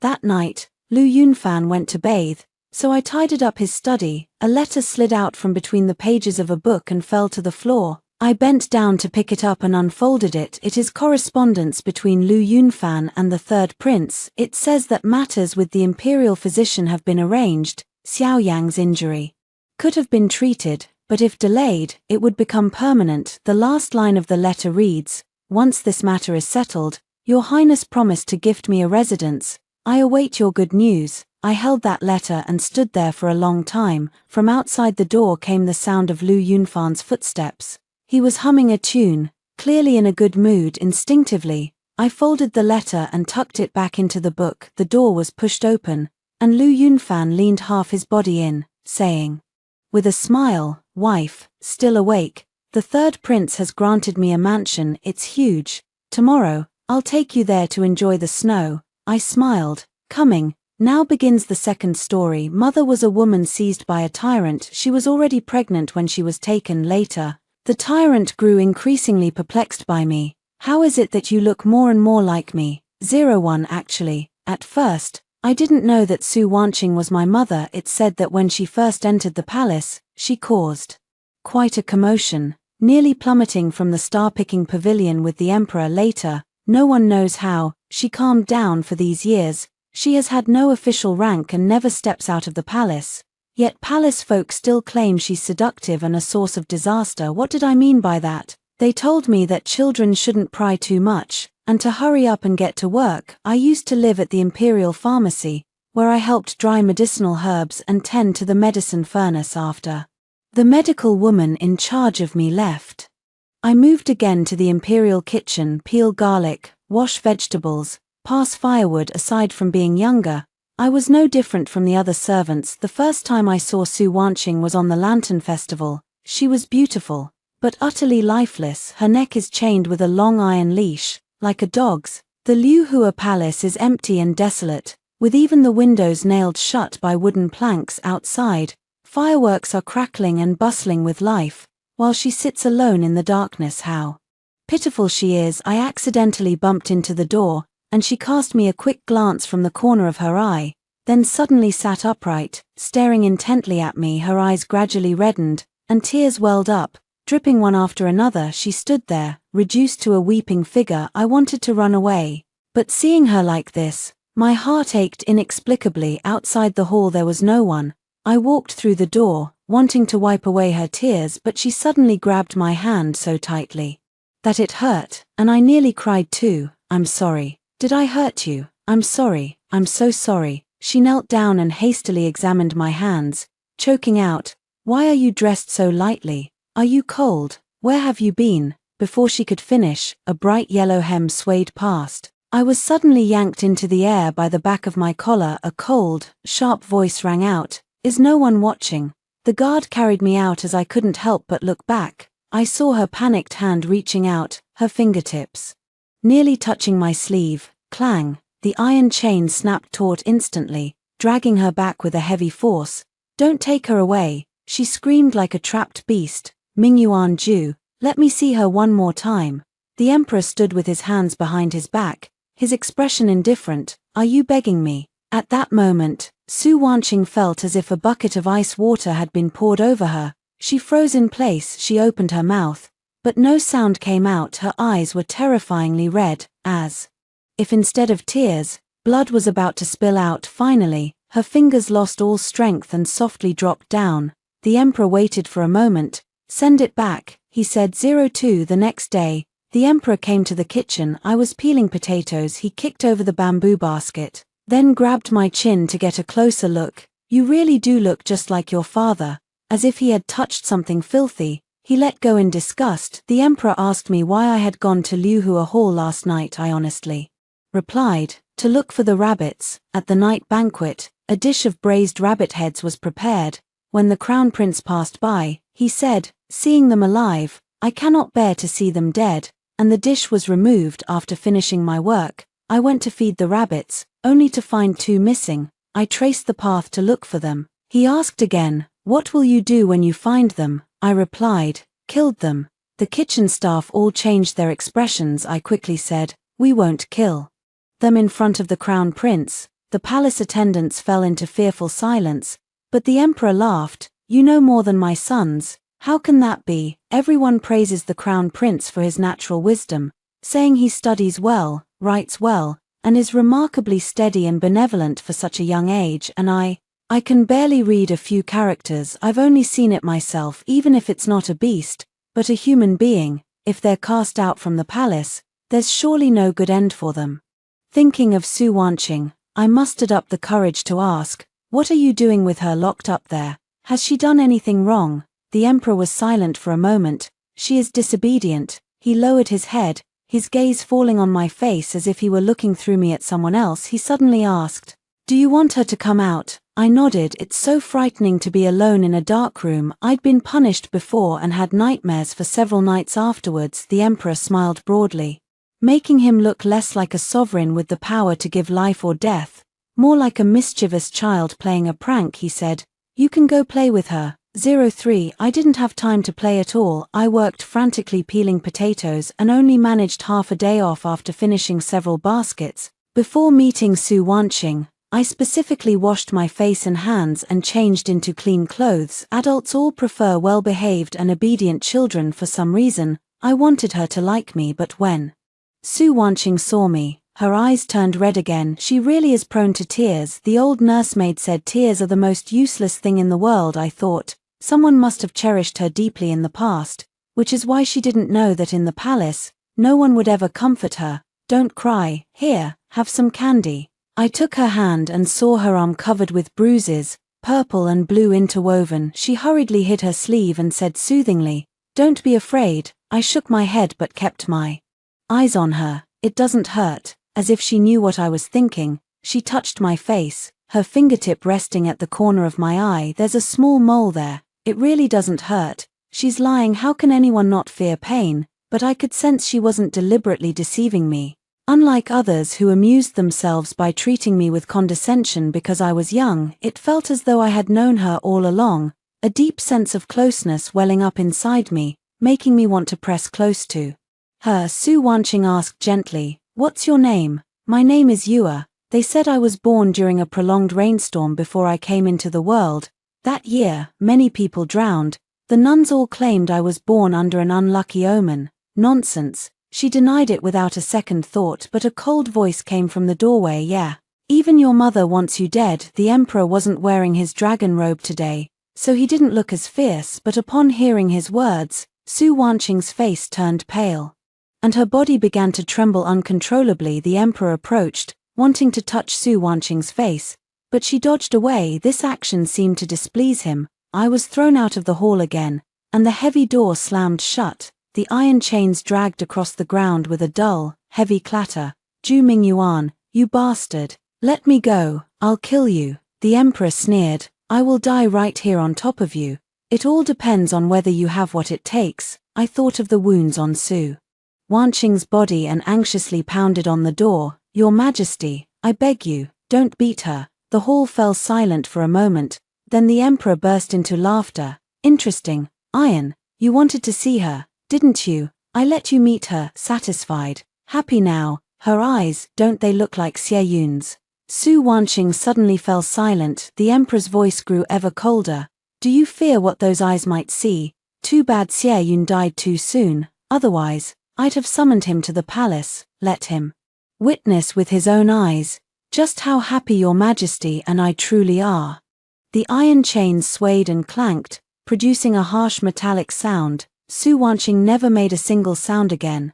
I'm so afraid she's already dead. 04 The emperor never specifically sought me out again, as if he had completely forgotten about me. It's just that there was a new nanny in the kitchen teaching etiquette when I went to see Su Wanqing.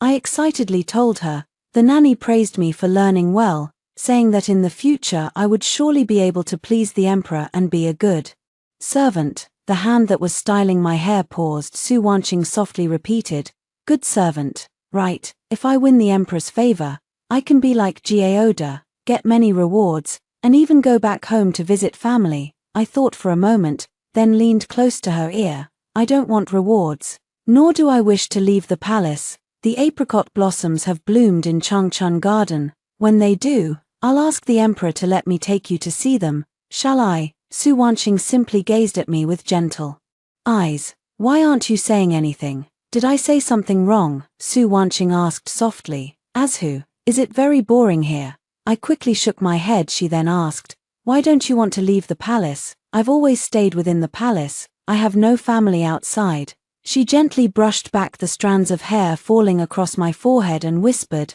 "As who? Do you know of a flower that only blooms at the peak of the snow-capped mountains? If picked, even if carried by swift horses across 1,000 miles, it would wither before reaching the capital.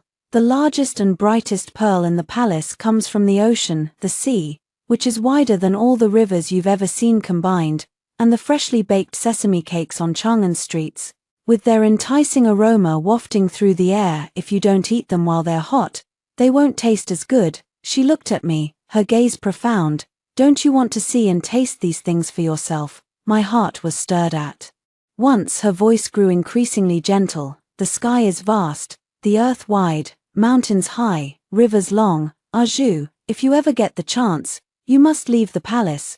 Do you remember?" I nodded dazedly. She lowered her eyelids, murmuring softly, "No relatives, no attachments, so no one can bind you." She pulled me into her embrace. Her arms were so warm, but the Liuhua hall was vast and empty. By the time I reached the door, that warmth had vanished completely. The emperor hasn't visited her in a long time. 05 In fact, the palace was currently preparing for the imperial selection of concubines. In the corner, palace attendants whispered softly, "What does the emperor lack in women, with lovely beauties already by his side? Who would care for that chilly expression of hers?" I knew they were talking about Su Wanqing, and my footsteps paused. I heard that when the emperor was still the fourth prince, Miss Shen entered the palace as the princess's companion, and the two grew up together as childhood sweethearts. Later, when the emperor was appointed to Yongtong, before he even arrived at his post, the Shen family was implicated in a major case and exiled as a family. One went south, the other north, and they lost all contact ever since. Who would have thought that after the emperor ascended the throne, he would personally lead troops to the northern frontier and bring her back? By then, she was already married. Back then, the emperor rehabilitated the Shen family and sent rare treasures and precious objects to her palace like water flowing from a stream. But in front of the emperor, she smashed all the rewards to pieces. Once, she even hid a shard of broken jade and slashed herself until her bed was covered in blood. The man sighed with a soft cluck of his tongue. Nowadays, it's been ages since the emperor last set foot in the Liuhua hall, hasn't it? I didn't quite understand, but anxiously asked, "Does the emperor no longer like her? If so, will he send her back to the northern frontier, so she can reunite with her family?" The palace attendants were startled. It was only when they recognized me that they breathed a sigh of relief. "Go back where? The Shen family has long been gone." The cookhouse maidservant grabbed my ear. "You little wretch, sent you on an errand. And here you are slacking off. If you miss the time, I'll make you pay." Wincing in pain, I quickly ran away. Behind me, the gossip continued. I heard she even gave birth to a child after entering the palace, a dragon seed. Everyone in her palace died that night. Tell me, could it really be a dragon seed? I ran into the emperor on the way. In the past, whenever he glanced my way, Su Wanqing would clench her fists and urge me to leave quickly. I didn't want her to worry, so I was about to take a detour through a narrow path when suddenly, behind me, a surprised cry rang out. "Help! Someone's fallen into the water. Please come quickly." The commotion drew the attention of the Imperial court. The one who had fallen was a maid in training. Her palace gown was soaked through and clung to her body. She trembled violently, feeling both and fear. "Your Majesty." Then, with a casual point of her slender finger, she pointed right at me. "Your Majesty, how about letting her pick up my embroidered pouch for me? I stitched it for you with my own hands." The ice on the lake had already broken, but the water was still as cold as a knife that night. I developed a high fever. 06 I slept very restlessly in a daze. Su Wanqing's voice reached his ears. "If you want her to live, you should take her to see the imperial physician, not come to me. If you want her to die." She paused, as if I could protect her even if I tried. The emperor let out a low chuckle. "Iron, your heart is truly cold. Do you know? She slipped into the kitchen before dawn just to see you. You've never raised her, yet she naturally feels deep affection for you, growing as tall as a wild grass. How difficult that must have been. And yet, you'd rather watch her die than beg me for help." Su Wanqing fell silent. "You're right." The emperor's smile gradually faded.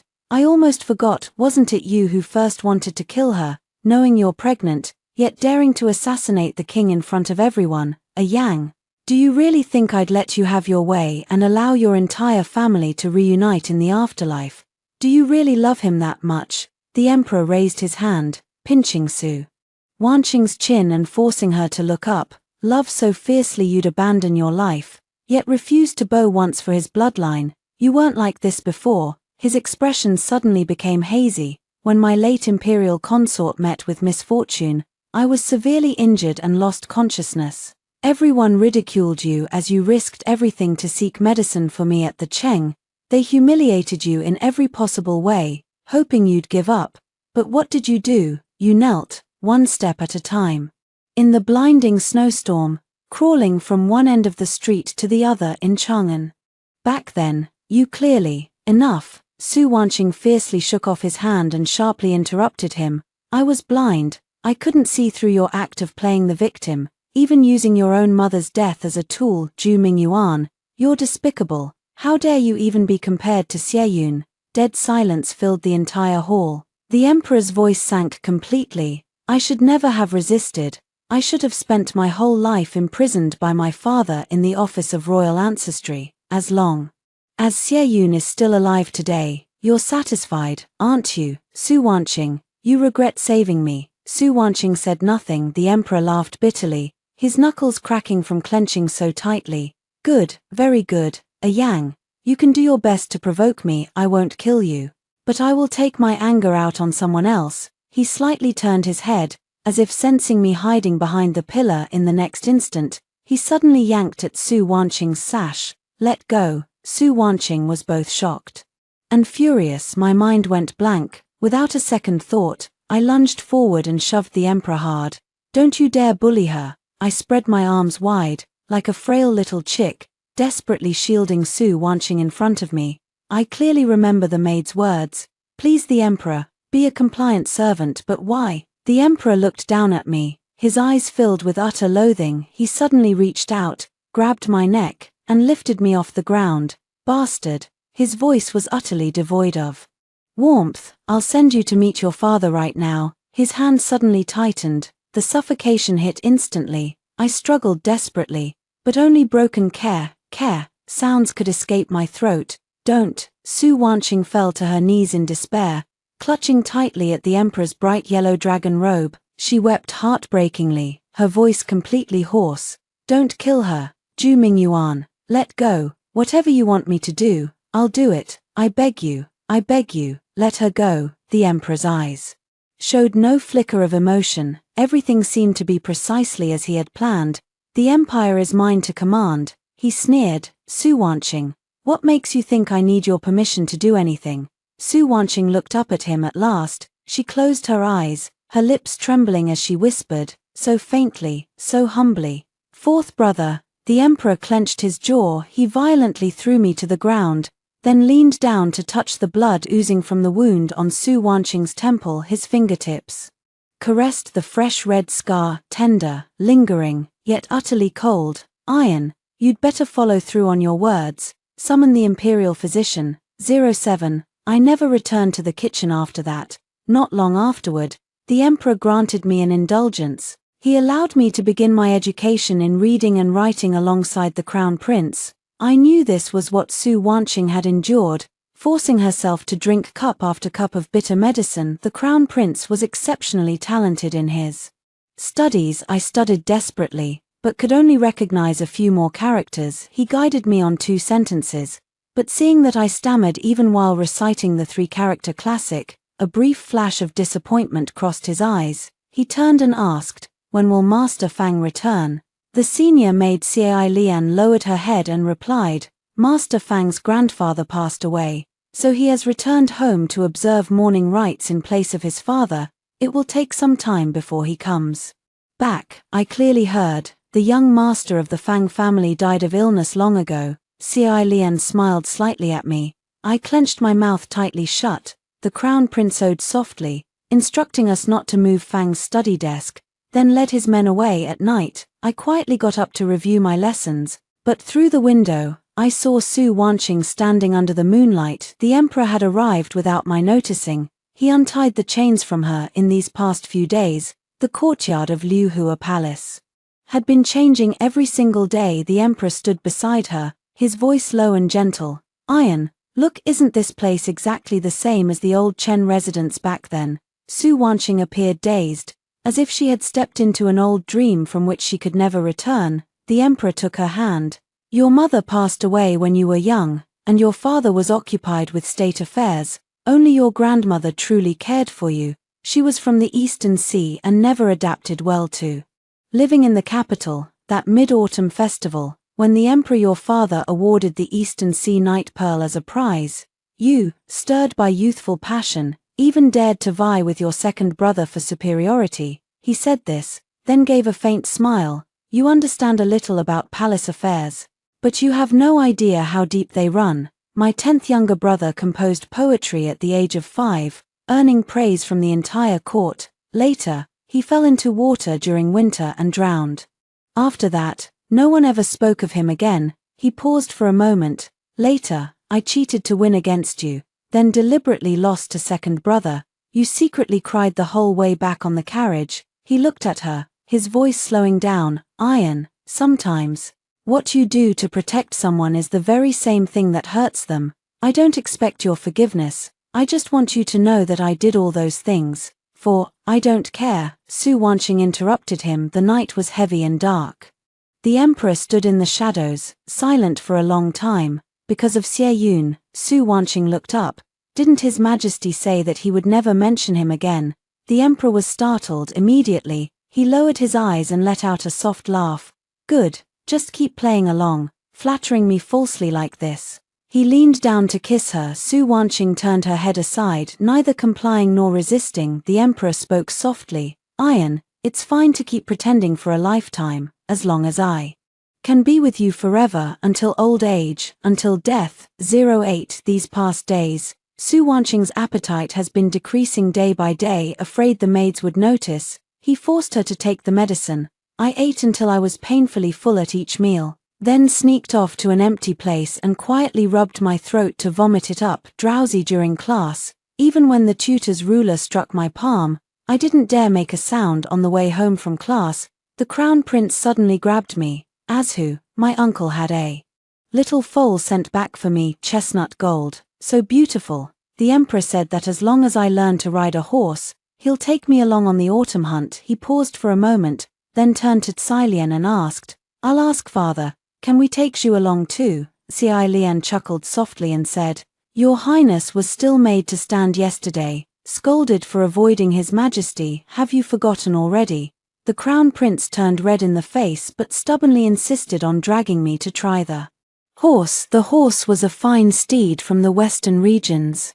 Calm and gentle in temperament. The moment I mounted it, I suddenly felt weightless. Within just a few days, I found myself riding the reins more steadily than the crown prince. The crown prince cheered, "Ah Zhu, You still have this skill." His smile curved softly, his eyes crinkling, more like the gentle empress in the painting than the emperor. "If you ever become as capable as my uncle one day, I'll appoint you as a great general." That evening, the crown prince went to the Chengming Hall. After leaving, he took a detour to the Liuhua Palace. It was always quiet here. Su Wanqing sat underneath the veranda, eyeing the child who had burst in. "You're the crown prince, Li Yu." The crown prince nodded. "You know me." Su Wanqing gave a faint smile and looked at me. "As who often mentions you." Before she could finish speaking, Cai Lian quickly entered. She bowed, but her tone was slightly urgent. "Your Highness, the entire palace is waiting for you to dine. Please follow me back." She almost dragged the crown prince away. Being pulled out the door, the prince still turned around and shouted back, "As who? The emperor has agreed. I'll take you out of the palace for the autumn hunt." I hadn't yet had time to respond. Su Wanqing's teacup wobbled in her hand, hot water splashed onto her collar. She gently wiped away the damp spot. 09 The massive team set off from the capital. Su Wanqing did not accompany them. I couldn't help but turn my head back frequently. The emperor spoke in a calm tone. "Don't look. She has an old injury on her knees. It's unsuitable for her to endure the strain of horseback riding and archery." I opened my mouth and asked immediately, "When did she sustain the injury?" Geoda's expression changed instantly, about to scold me for speaking out of turn. But the emperor raised his hand to stop him. "Many years ago, the border regions sounded the alarm. I was ordered to lead a northern campaign. On the way, I was poisoned by a trusted subordinate, losing all my senses and trapped at the peak of Snow Ridge Mountain. A Yang has lived in the northern frontier for many years. She infiltrated the relief forces and insisted on ascending the mountain to search for me. I held my breath. Then, did she find the emperor?" The emperor glanced at me. "No." His tone was calm, almost indifferent. "She slipped and fell off a cliff, forcing her to go down the mountain. The one who saved me in the snow was Empress Wen Hui." Oh, I wanted to ask him if he had ever seen the kind of flower that Su Wanqing mentioned, which blooms only on the summit of the snowy mountain. As the emperor gave a flick of the reins and rode off on the day the hunt began, the camp buzzed with noise. There were also many envoys from foreign tribes, bringing along many curious items. The crown prince leaned in, whispering quietly, "Back then, the northern border was under urgent threat, and it was my father who led the troops to repel the invasion. Later, when the Xianbei tribe requested to marry Princess Jingyao, peace was maintained along the border for many years." I nodded, but then recalled rumors circulating within the palace. Had the war not broken out unexpectedly, with Prince Duan dying on the battlefield, the imperial throne would never have come to the fourth prince, no matter what. Princess Jingyao was the most beloved daughter of the late emperor. Su Wanqing entered the palace to serve as her companion and study partner. The late emperor had the largest and most luxurious princess mansion built in the capital for her, but before it was even finished, the princess had already gone to marry a foreign ruler. Now, that mansion has been granted to the crown prince's maternal uncle. The uncle has been stationed at the northern frontier for years and remains unmarried to this day. The vast mansion is silent all day long. 10 The camp tent remained brightly lit deep into the night. The crown prince yawned several times as Cai Lian was about to escort us back to our tent for rest. A diplomat with braided hair claimed he wished to perform music and dance. The drum and wind instruments suddenly commenced playing. A team of dancers filed in one after another. The leading woman, dressed in plain clothes with cloth belts, had a sharp and clear look in her eyes. She bore a striking resemblance to Su Wanqing. I looked up to see, on the lofty dais, the emperor's hand holding the wine cup suddenly paused for a moment. He did not call for a halt. The dance continued in the middle of the night. I couldn't sleep. I heard the crown prince ask in a very low voice, "Dear aunt, does father emperor still remember mother empress?" He gently turned over. I heard at my maternal uncle's residence that when father emperor was exiled to Yongtong in the past, it was my grandfather's family who helped him return to the capital, and that was how this marriage came about. But on the day of the wedding procession, the mountain villa was raided by bandits. His Majesty wanted to rescue her, but it was the empress who stopped him. He paused for a moment. "There was a woman living in that villa. She died later." the tent was very quiet. Is it because of this that the emperor bore resentment toward the empress? That's why he never showed up on the anniversary of her passing all these years. Cai Lian knelt beside the bed, gently patting his back, her voice soft and steady. Your Highness, don't believe such things. If your Majesty did not care for Her Majesty, how could it be that you were named Crown Prince immediately upon your birth? During the spring selection, your Majesty did not take in any new concubines, but only arranged marriages for the princes. She paused. As for that young lady, she did not die. Later, she married and became a wife. And any bond she once had with your Majesty has long since ended. She spoke slowly, as if comforting word by word. Only Her Highness is the one who has shared life and death with His Majesty and stood by him through it all. The Crown Prince gradually fell asleep. Cilian, however, remained kneeling for a long time. He didn't get up the next day. The Crown Prince, feeling low on energy, returned early to his tent to review his lessons. I slowly rode a pony outside the camp. Suddenly, a disturbance broke out in the distance. An assassin, from an oblique direction, an arrow flew in and stuck into the grass. The young eunuch holding the horse was so frightened that his grip loosened, the reins came loose, the horse suddenly surged forward. Wind rushed into my ears all at once. Trees ahead pressed down densely. Further north, the post road winds its way, leading straight to the vast landscapes beyond the palace walls. Su Wanqing once said, "If you ever get the chance, you must leave the palace." That moment a thought crossed my mind. Leave. Just one step forward, I could then see the other world she had spoken of. I clutched the bag of golden melon seeds left behind by the Crown Prince, usually given as rewards. My palms were drenched in sweat, yet the horse gradually slowed down. I suddenly remembered, Su Wanqing is still in the palace outside. The mountains are high and the rivers are wide, things I've never seen before, wonderful and beautiful things. But what do they have to do with me in this world? Only Su Wanqing calls me Aizhu, not Yua Aizhu. I lowered my head. She gently pulled on the reins. 11. The assassination had failed. The dancer who resembled Su Wanqing was pulled forward by the emperor to block the blade. The imperial physician did his utmost to save her, yet, due to excessive blood loss, her face gradually turned ashen and faded. The emperor did not look at her again, merely giving a calm order, "Bury her with full honors. We are returning to the palace early." The imperial chariot had barely stopped when urgent news arrived. Su Wanqing was gone. The carriage curtain was thrown open abruptly. The emperor, seeing me sitting quietly, suddenly turned furious with a cold glare. "Where has he gone?" The hidden guard reported. 2 hours ago, the incense burner inside the hall toppled over, releasing thick smoke. When I entered, there was no one in the hall, only a hidden compartment discovered behind the eastern curtain, leading to the water conduit of the Tay Lake. Didn't catch her, chased her halfway, then saw bloodstains. The emperor interrupted. "She's injured." Subordinate feared Miss Shun might have been injured, so I dared not strike with full force. A deathly silence fell around them. After a long pause, the emperor suddenly let out a laugh. "Good, what a Su Wanqing." He slowly looked up, his tone was as cold as ice.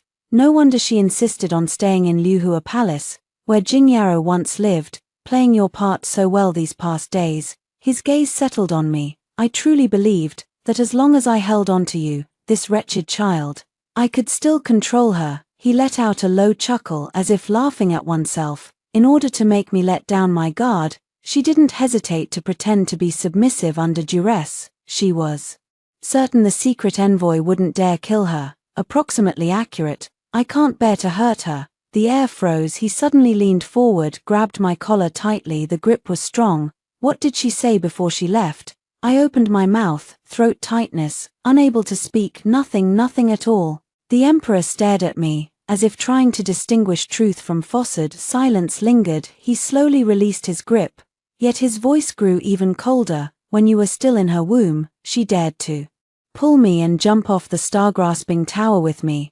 I once believed that maternal affection would always soften her heart somewhat." He gave a gentle shake of his head as if finally coming to understand. "Indeed, what she doesn't want never looks back. If it's useless, what's the point in keeping it?" He turned away, his voice faintly falling. "Lock her up.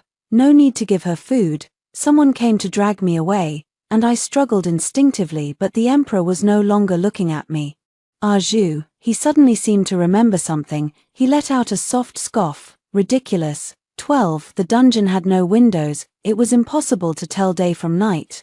Only the sound of dripping water, drop by drop, like a knife sharpening against bone. I have seen dead people. The medical woman who raised me was meticulous and cautious, never making mistakes, yet that day, after grinding the medicinal herbs, she mixed up 2 types. The emperor's calming decoction required one of them that night. She held me as we slept. She never used to hold me before. I curled up in her arms, breathing in the scent of herbs on her body, and couldn't help whispering softly. Mother, she said. I'm not. She remained silent for a long time before speaking. Her voice was soft, as if she were talking about someone else. Xiao Yue, I've only met your mother twice. The first scene, Chongju City fell. My son was struck by a stray arrow and died in my arms. His father, finding the body a burden, snatched him from my arms and threw him off the donkey cart. He was only 2 years old. Without me, he wouldn't even know the way home. She paused for a moment.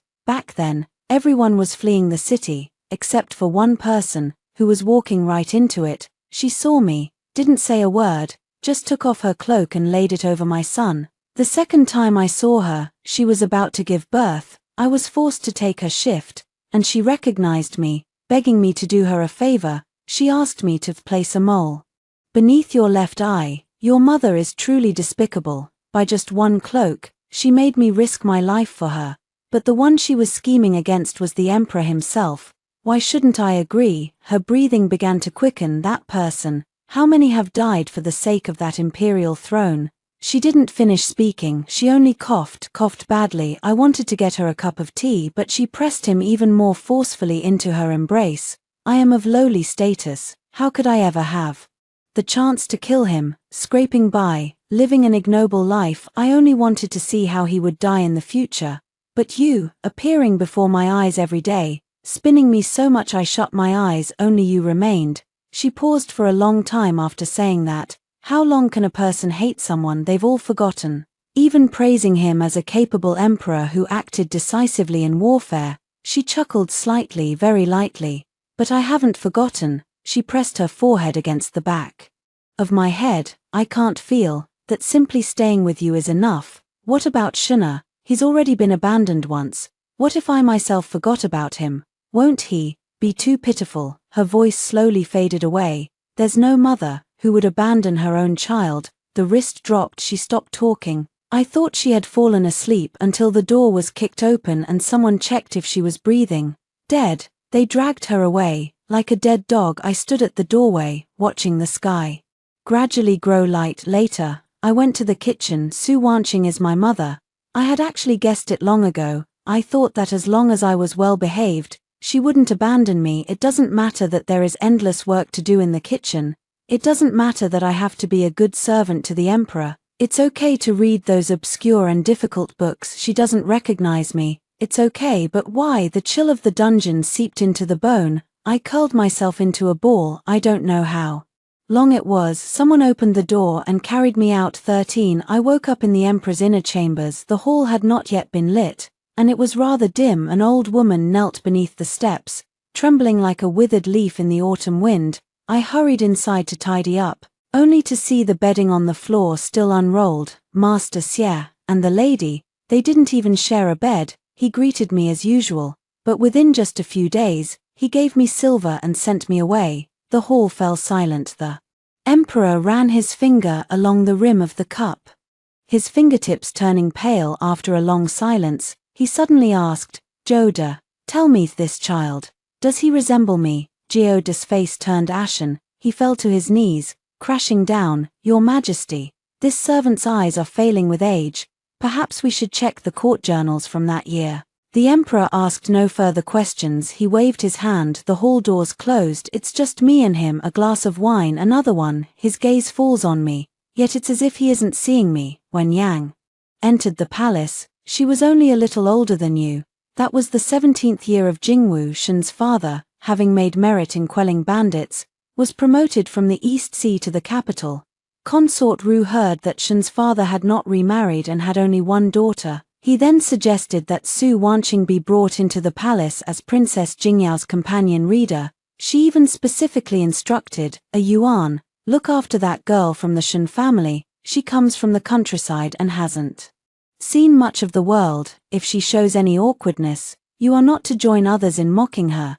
Zhu Mingyuan was distracted, merely fiddling with a set of sea-stone chess pieces. Ru consort helplessly sighed, you truly don't know when you'll ever grow up. But later, Zhu Mingyuan actually defied the crown prince on behalf of Su Wanqing and was severely punished by the late emperor. Consort Ru was both shocked and furious. How dare you? I've taught you time and again to weigh the pros and cons. For a Su Wanqing, are you willing to throw your life away? But Zhu Mingyuan just smiled. Didn't you tell me to protect her? Consort Ru was furious. Since when have you ever listened to me? Zhu Mingyuan's skin was torn and flesh laid bare.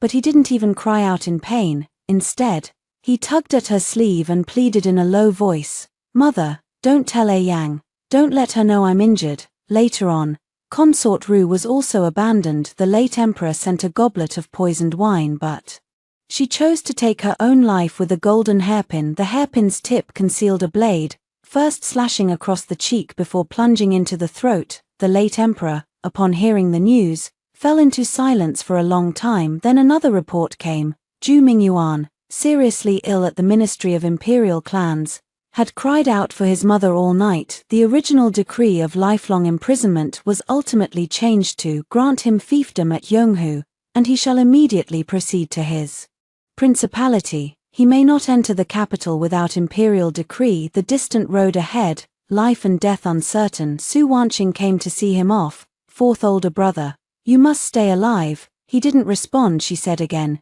you still have me. He left the capital with red eyes, not stopping once, too afraid to look back. But before he could reach his fief, trouble struck the Shen family. The emperor asked me softly, as if questioning his younger self from years ago, you say, not striving, can that work? If I don't fight, I won't even be qualified to protect a single person. I kill, I seize power, step by step climbing higher.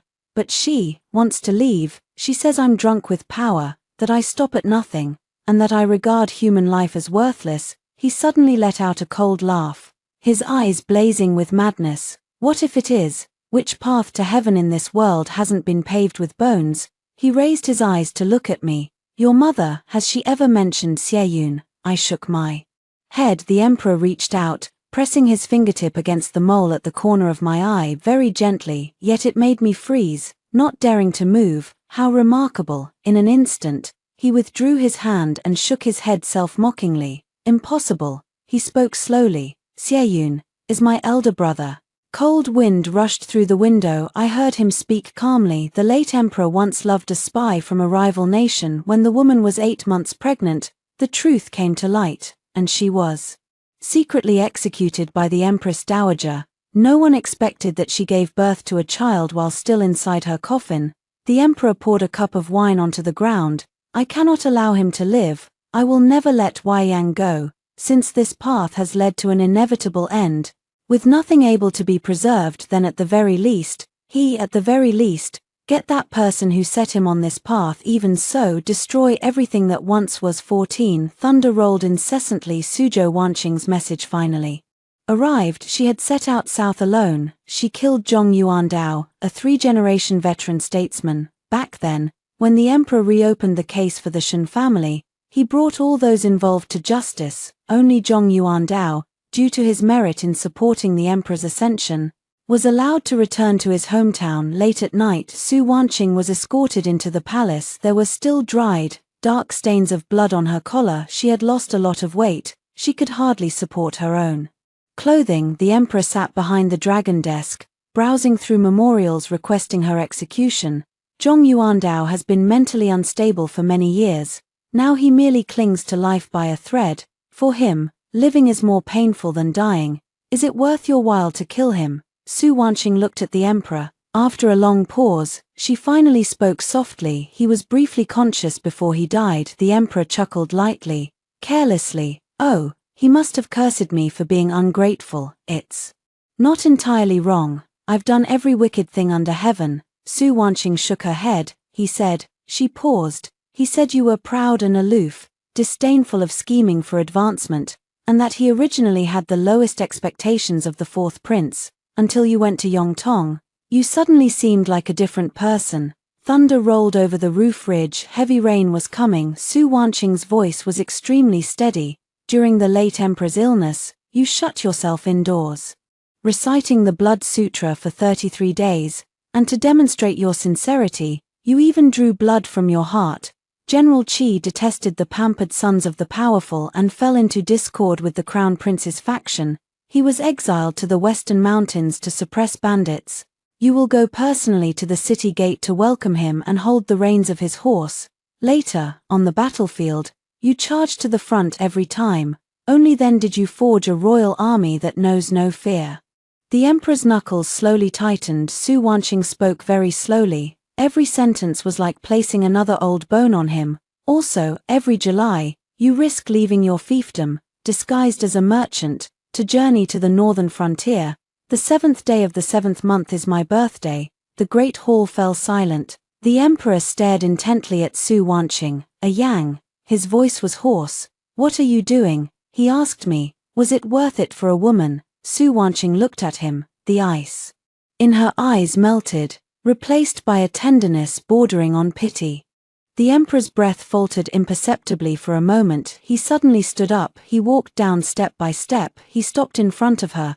Are you trying to deceive me again, Your Majesty? Su Wanqing raised her hand and slowly unfastened her outer robe. The loose, heavy garment fell to the ground. Her thin inner robe revealed the slender silhouette of her figure, and the unmistakable bulge of her abdomen. Heavy rain poured down. The wind chime beneath the eaves rang out as it was struck. The emperor took a step forward, then abruptly halted. You, Su Wanqing's expression was tender, almost unrecognizable, just like those days long ago, when they had never been separated. She spoke softly. I'm pregnant, fourth brother.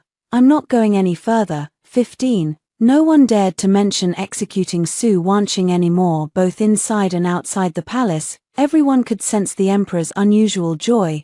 He even once considered hosting a banquet to celebrate. He gave up only when Su Wanqing felt tired, but the rewards did not cease. The Bureau of Imperial Household opened its treasuries overnight. Silk satin, gold artifacts, medicinal herbs, carload after carload arrived. He seemed determined to make up for all the years of neglect in one breath.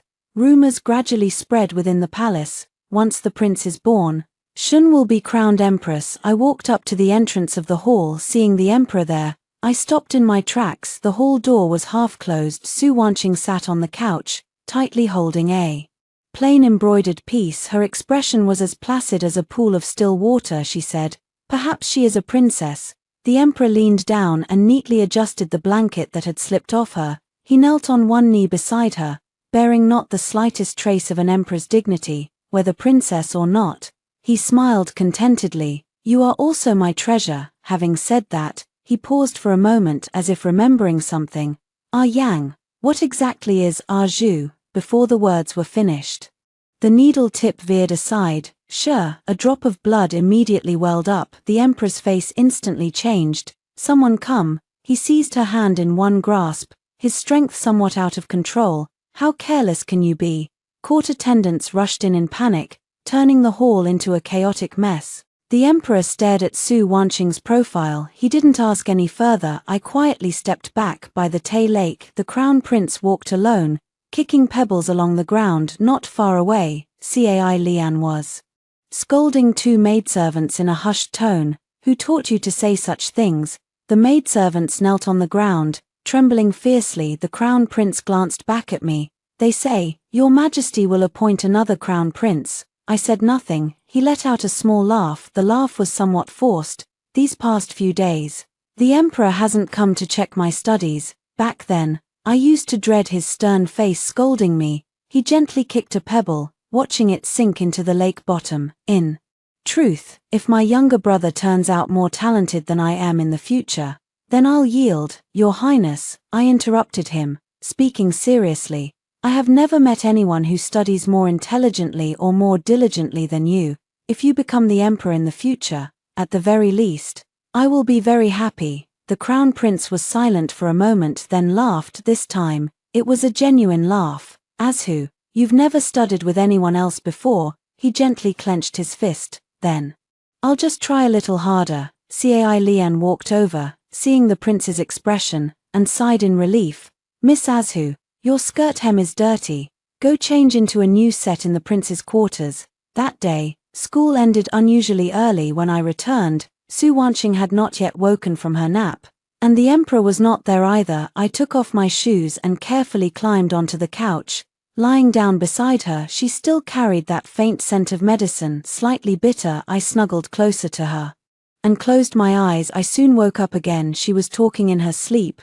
Grandmother, Dad. He paused for a moment, then, even lower, Xie. Just at that moment, the emperor walked in. I quickly closed my eyes, pretending to be fast asleep. Su Wanqing called out many times. I thought the emperor would get angry, but he didn't. He just stood there for a long time. Seeing that Su Wanqing still couldn't sleep peacefully, he leaned down and shifted me slightly towards Su Wanqing's arms. Then, he turned onto his side, propping himself up slightly, one hand reaching over me to gently pat her back.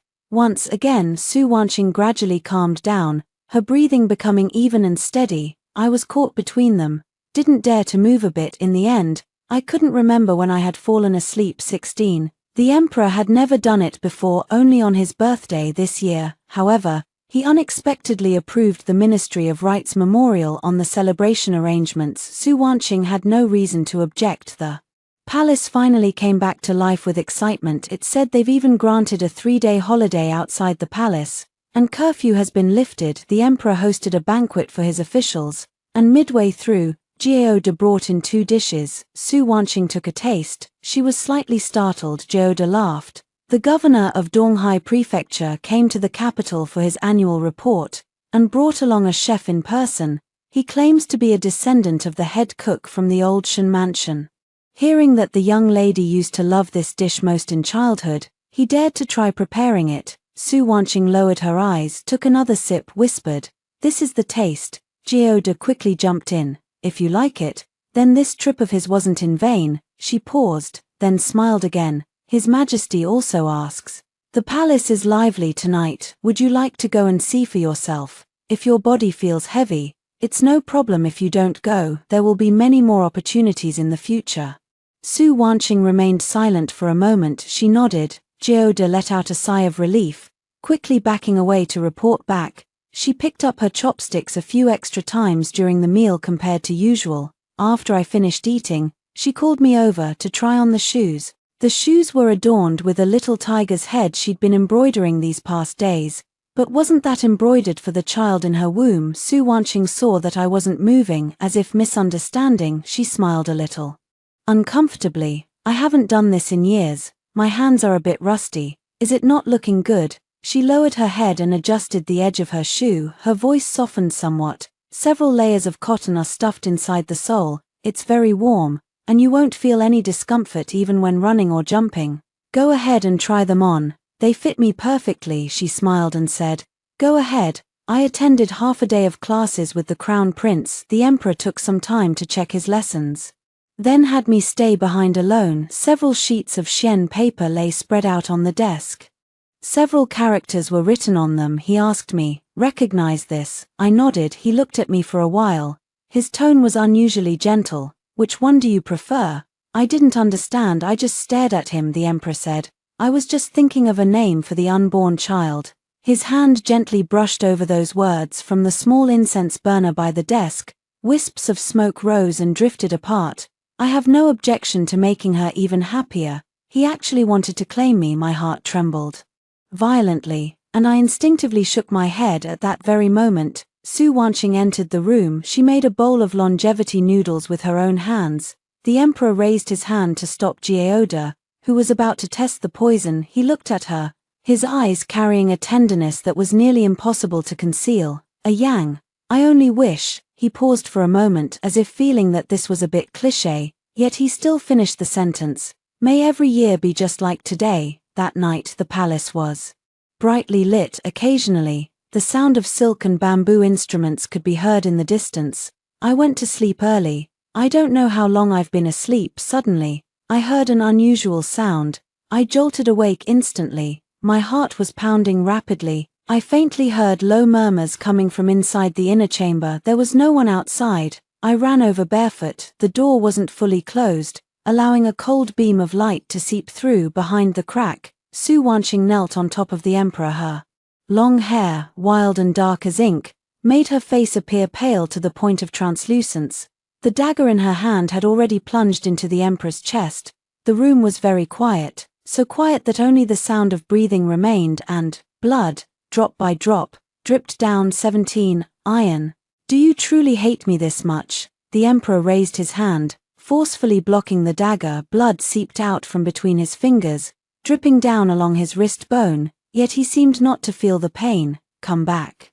To me, his voice was hoarse. Just to kill me. Su Wanqing didn't answer. The dagger slid in a bit deeper. The blood surged even faster. The emperor stared at her, his eyes gradually turning red. Twice, he whispered softly. Twice. I told myself don't believe you, but every time in the end, I would help you deceive myself. Do you have any true feelings for me? Is there really, even a little bit of sincerity? In the silence, he looked up and let out a laugh, yet tears streamed down from the corners of his eyes. Yang, kill me. How will you get out of the palace? You've already decided where to go, haven't you? His gaze slowly fell upon her abdomen, extremely light.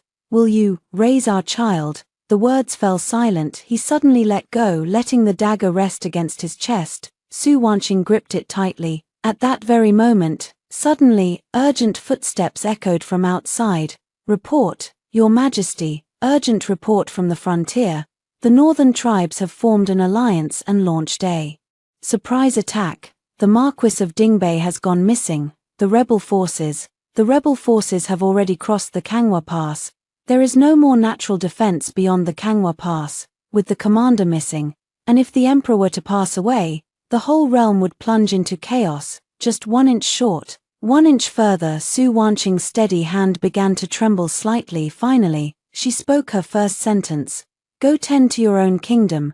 The emperor staggered to his feet, his robe already soaked through with blood. He dismissed everyone else and called only Geoda inside. This matter must not be made public. She was trapped in a nightmare, delirious and not in her right mind. It wasn't intentional. Find 2 reliable people to watch over her. Don't frighten her. His entire body went limp, and he could only make it out with Geoda supporting him. The hall fell silent. Su Wanqing sat in a pool of blood. Only then did it grow larger and darker in color. Only then did I let out a horrified cry. I wanted to call for help, wanted to fetch the imperial physician. Su Wanqing, however, said calmly, Zhu, go find Cai Lian. She took out a pouch from her sleeve. It was the one Cai Lian fastened for me when I was changing clothes in the Crown Prince's palace. She opened the small pouch and poured out the spices inside. Finally, a small amount of dark red powder fell out. Musk. My face turned pale instantly. Su Wanqing, however, remained calm. She slipped another note into the pouch and tied it back onto me. Zhu, she'll see you out of the palace. She actually made arrangements for me to leave the palace. Someone's waiting outside. Since there's no night curfew tonight, you can go far. Remember, don't blindly believe what other people say. From now on, make your own decisions. Think things through carefully. If things don't go well, you alone must bear the responsibility. Be honest with yourself in all matters. Do not torment yourself. Do not make things harder than they need to be. It was as if she wanted to say everything she had ever meant to say. All within this moment. I shook my head frantically. I'm not leaving. You came back to the palace just to take me with you, didn't you? I grabbed her sleeve, holding it very tightly. You don't want to leave me behind, do you? I'll stay right beside you, nowhere else. I don't want to be alone. Zhu, don't cry. She wiped away my tears, but no matter how she wiped, they couldn't be dried. Don't cry, Zhu, don't cry. Listen to me. You go first and get settled down. She paused for a moment. I'll find you. Didn't I go out before too? You must grow up safely and soundly. Only by staying alive can you wait for me. Do you understand? She shoved me forcefully out the door. That heavy, vermilion gate slowly closed in front of me. Mother. 18 later. I could never quite remember what had actually happened that night. The person who came to fetch me was the envoy who had originally presented the dancing girls, he actually knew Su Wanqing. No wonder he could find a woman so similar to her. He said his name was Mu Rong Nari Su, and I could call him Xie Xiaoyong. I froze for a moment. Thanks, he smiled at me. My life was saved by Xie Yun.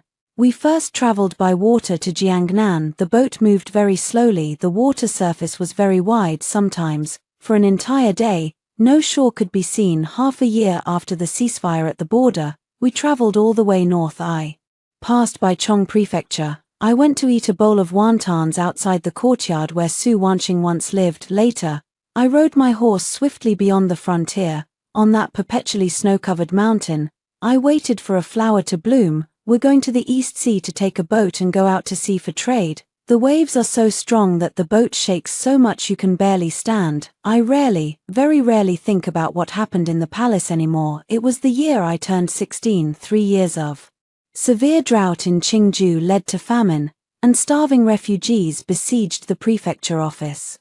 With chaos on the verge of breaking out, Prince Li Yu traveled south to open the granaries and provide relief.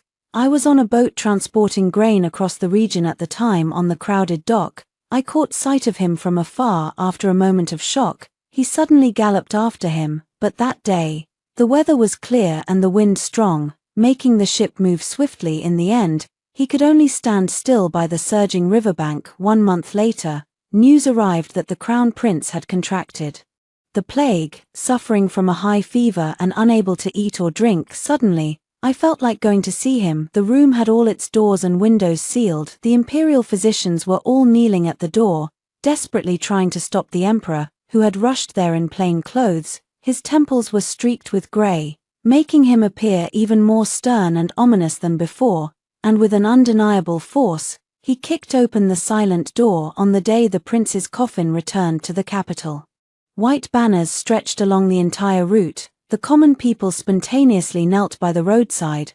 The prince had joined the army at the age of 13 to campaign in the north. Last year, while supervising water conservancy projects in Bashu, he shared meals with the people before coming to Qing Prefecture. He had stood in the imperial court advocating for disaster victims and pleading with the emperor to grant their requests. He said, "If the people's livelihood is not secured, how can the country exist?" If he ascended the throne, he would certainly be a good emperor. There will be countless people filled with joy. After the funeral concluded, when the emperor returned to the palace and stepped down from his carriage, he collapsed unconscious before everyone's eyes. When the first snowfall of the capital fell, 2 shadow guards who had never been seen before knelt before me. "Your Majesty, please return to the palace." Xie Xiaoyong lazily put his hand on my shoulder, blocking the way in the middle. "You'll have to ask little master first if he agrees." I was a bit annoyed with him. Seriously, Su Wanqing merely entrusted me to him, not that she handed me over to him. Besides, I'm already 16 and he always brings up how, when I was little and had a fever, I clung to his sleeve, crying mother. A truly embarrassing memory. I pulled his hand away and said, "I'm going." Xie Xiaoyong froze, his carefree expression gradually fading away, until finally, he didn't stop me anymore. Su Wanqing didn't come looking for me. I'm going to find her. I'm already 16, yet I still cry whenever I think of her. Tears are truly the most useless thing in the world, because no matter how many tears I shed, she can't see it, and she'll never come back. 19. I walked through the corridor, silent all the way. As I entered the hall, the heating stove was blazing fiercely, and the warm air rushed toward me. Geoda whispered lowly, "In the year your Majesty personally led the campaign, you were wounded by a hidden arrow tipped with poison, though it wasn't fatal. Ever since then, you have always suffered from cold whenever winter comes." I ignored him and simply said, "I want to see my mother." Geoda's expression was complicated as he bowed and stepped out. In a hall, the emperor was reviewing memorials, his coughs occasionally breaking the silence. Hearing the sound, he didn't even lift his head. "Go offer a stick of incense to your mother." I stood frozen, staring forward. In the center of the inner hall stood an incense altar. The tablet stood cold and lifeless. Behind it was a pale blue porcelain bottle. My heart clenched tightly, as if gripped and crushed by an invisible hand. "Why you?" My voice trembled violently. "You ruined her remains, yet won't even let her have peace in death." The emperor finally raised his eyes. He looked at me intently, from head to toe. Then he spoke, as if recounting the most ordinary of matters. She promised me, she vowed to stay with me every single day.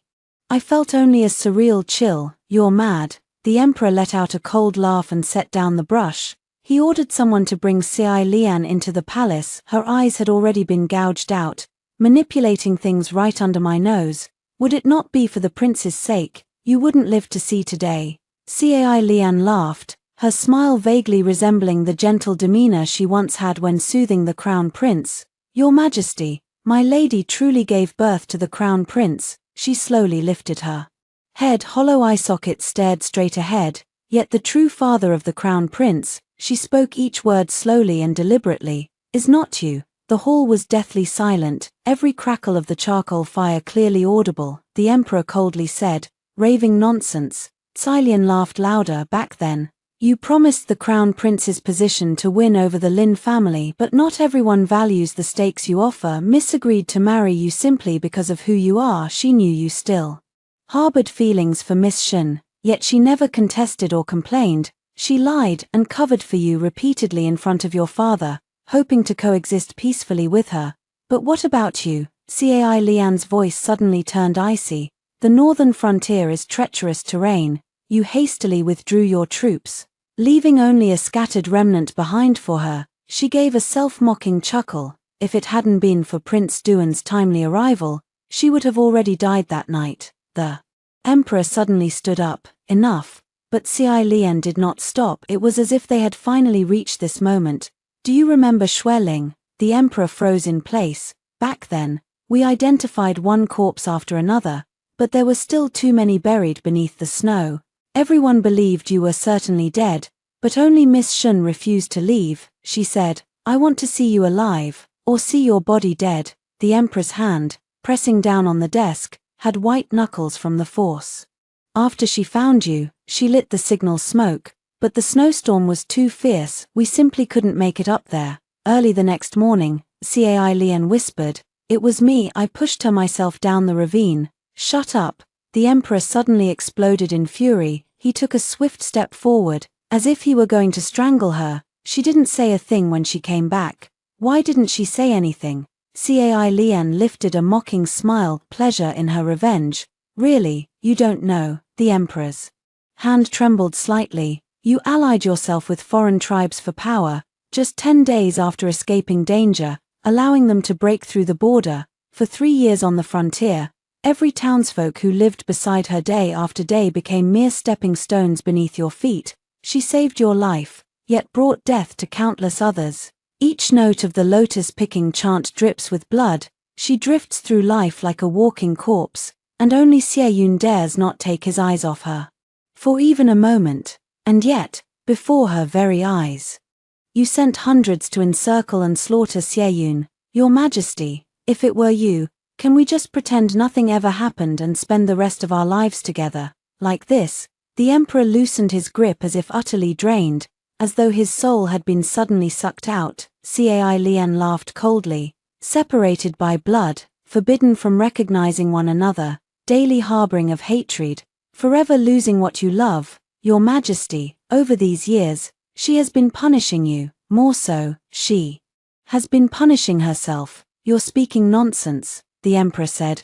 Are you not afraid of me executing your entire clan, or subjecting you to slow slicing? When I was 8 years old, I was sold into the Lin household and grew up alongside my mistress. Xie Lian's voice gradually faded, carrying a sense of release and relief. The lady wasn't held hostage by the Prince of Duan. They've shared life and death. Unlike you, I rushed over to support her, but my hands met with sticky, scorching warmth. She bit her tongue. Her final words were almost inaudible. Your Majesty, you have brought this upon yourself. It's just retribution. There was no sound left in the hall. A streak of crimson from the setting sun slowly sank downward. The light faded away. The entire imperial city was plunged into darkness. The 19th year of Dinghe, the emperor abdicated in favor of the crown princess, who changed the country's name to Chengtai. 3rd year of Chengtai, I went to see Zhu Mingyuan as usual. He had changed into a coarse hemp robe, his white hair spilling over his shoulders. Hearing my footsteps, he looked up at me, his gaze calm to the point of being hollow. He had already packed a tiny bundle, holding the celadon vase in his arms. "Your Majesty," he said, his voice was hoarse, yet gentle. "I want to leave the palace." I didn't say anything. He seemed to have expected my silence and continued on his own. "I want to go see the Eastern Sea. Your mother once said the sunrise there is very beautiful." The hall was very quiet. I looked down at the ceramic vase in his arms. Suddenly I smiled. "Father," I said, "you're not going anywhere." The words had barely left my lips when I raised my hand. The shadow guards silently descended from the eaves, forming a tight circle around him. Ju-Mingyuan stared, momentarily stunned. Then he slowly nodded. "All right, good enough." He said nothing more, hugged the porcelain vase a little tighter as if afraid someone would snatch it away, but in the end, he still failed to protect it. Xie Xiaoyong and I descended south by boat. I walked forward, following the wind, and slowly scattered the ashes from the bottle into the sea. I thought, she truly wasn't a good mother who would deceive their child at the very end. Didn't she fear I wouldn't forgive her in this world? Who else could be closer to me than you? 9 months of pregnancy, flesh entwined with flesh, mother. Before I love anyone else, I love you first. The grayish powder was gradually carried away by the wind. I suddenly remembered what she had once said, "No attachments, no," and so I let go, let the last traces of ash be carried away by the wind. "I've grown up well, I won't be a burden to you anymore." The sky is high, the sea vast, free at last. The 7th year of Cheng Tai, Princess Jingyao, who had been wed far away, died in a foreign land in the same year. The family residence of the Marquis of Dingbei hung white banners. That general, who had spent his life guarding the northern frontiers, passed away peacefully, without illness, never married. In the winter of the 9th year of Cheng Tai, a heavy snow fell. The auspicious snow foretells a bountiful year. Everyone's faces were filled with joy. Jiao Dalai volunteered, wishing to guard the retired emperor. I glanced at him. "That place isn't a good spot for seeking wealth and rank." Jiao De knelt down and said, "Your servant dare not presume, but if I could just go there and keep him company with conversation, that would be enough." Seeing me silent, he spoke softly again. "When the former emperor was studying, he made a kite and gave it to Miss Shen to play with. When I first entered the palace, I had made a mistake and was being punished. He passed by, told me to hold the kite, and took me away. After that, Jiao came to report every other day. The matters he reported were all trivial. Sometimes it said, the former emperor suffered severe pain at night and could not sleep all night. Sometimes it said, today he no longer recognizes anyone, calling only for Miss Shen's name. Later on he said, the former emperor's old wounds have reopened, causing unbearable pain. Neither acupuncture nor stone therapy can relieve it. He only wishes for a swift death." I said nothing in reply. Jiao knelt there for a long time. Finally, unable to hold back any longer, he said, "The day the girl Shen bore a fully formed male fetus, he spat blood uncontrollably. How could he not cherish the child born of his own flesh and blood with the girl Shen? Those years, even though he knew your heart would never truly accept him, he still placed all power without reservation into your hands. Your Majesty, the girl Shen has gone far enough already. Please, let him go." That evening Xie Xiaoyong came. He still looked the same careless and nonchalant as ever, yet he was much quieter than before. He sat with me for a while, then asked, "Azhu, do you come here every day and tell her what happened today?" "Yes, every evening. I walk along the garden path, past the long corridor. Sometimes I hear a young girl reciting poems clearly and loudly. Sometimes I hear someone softly humming a lullaby to soothe a child to sleep. But when I pushed open the palace door, only those tiger-head shoes I could never wear again lay there, alone and forsaken. There was no one inside." Spring of the 10th year of Cheng Tai, Ju-Mingyuan passed away in the Taiji Palace. His temple name was Minzong, and he was buried in the Changling tomb. End of text.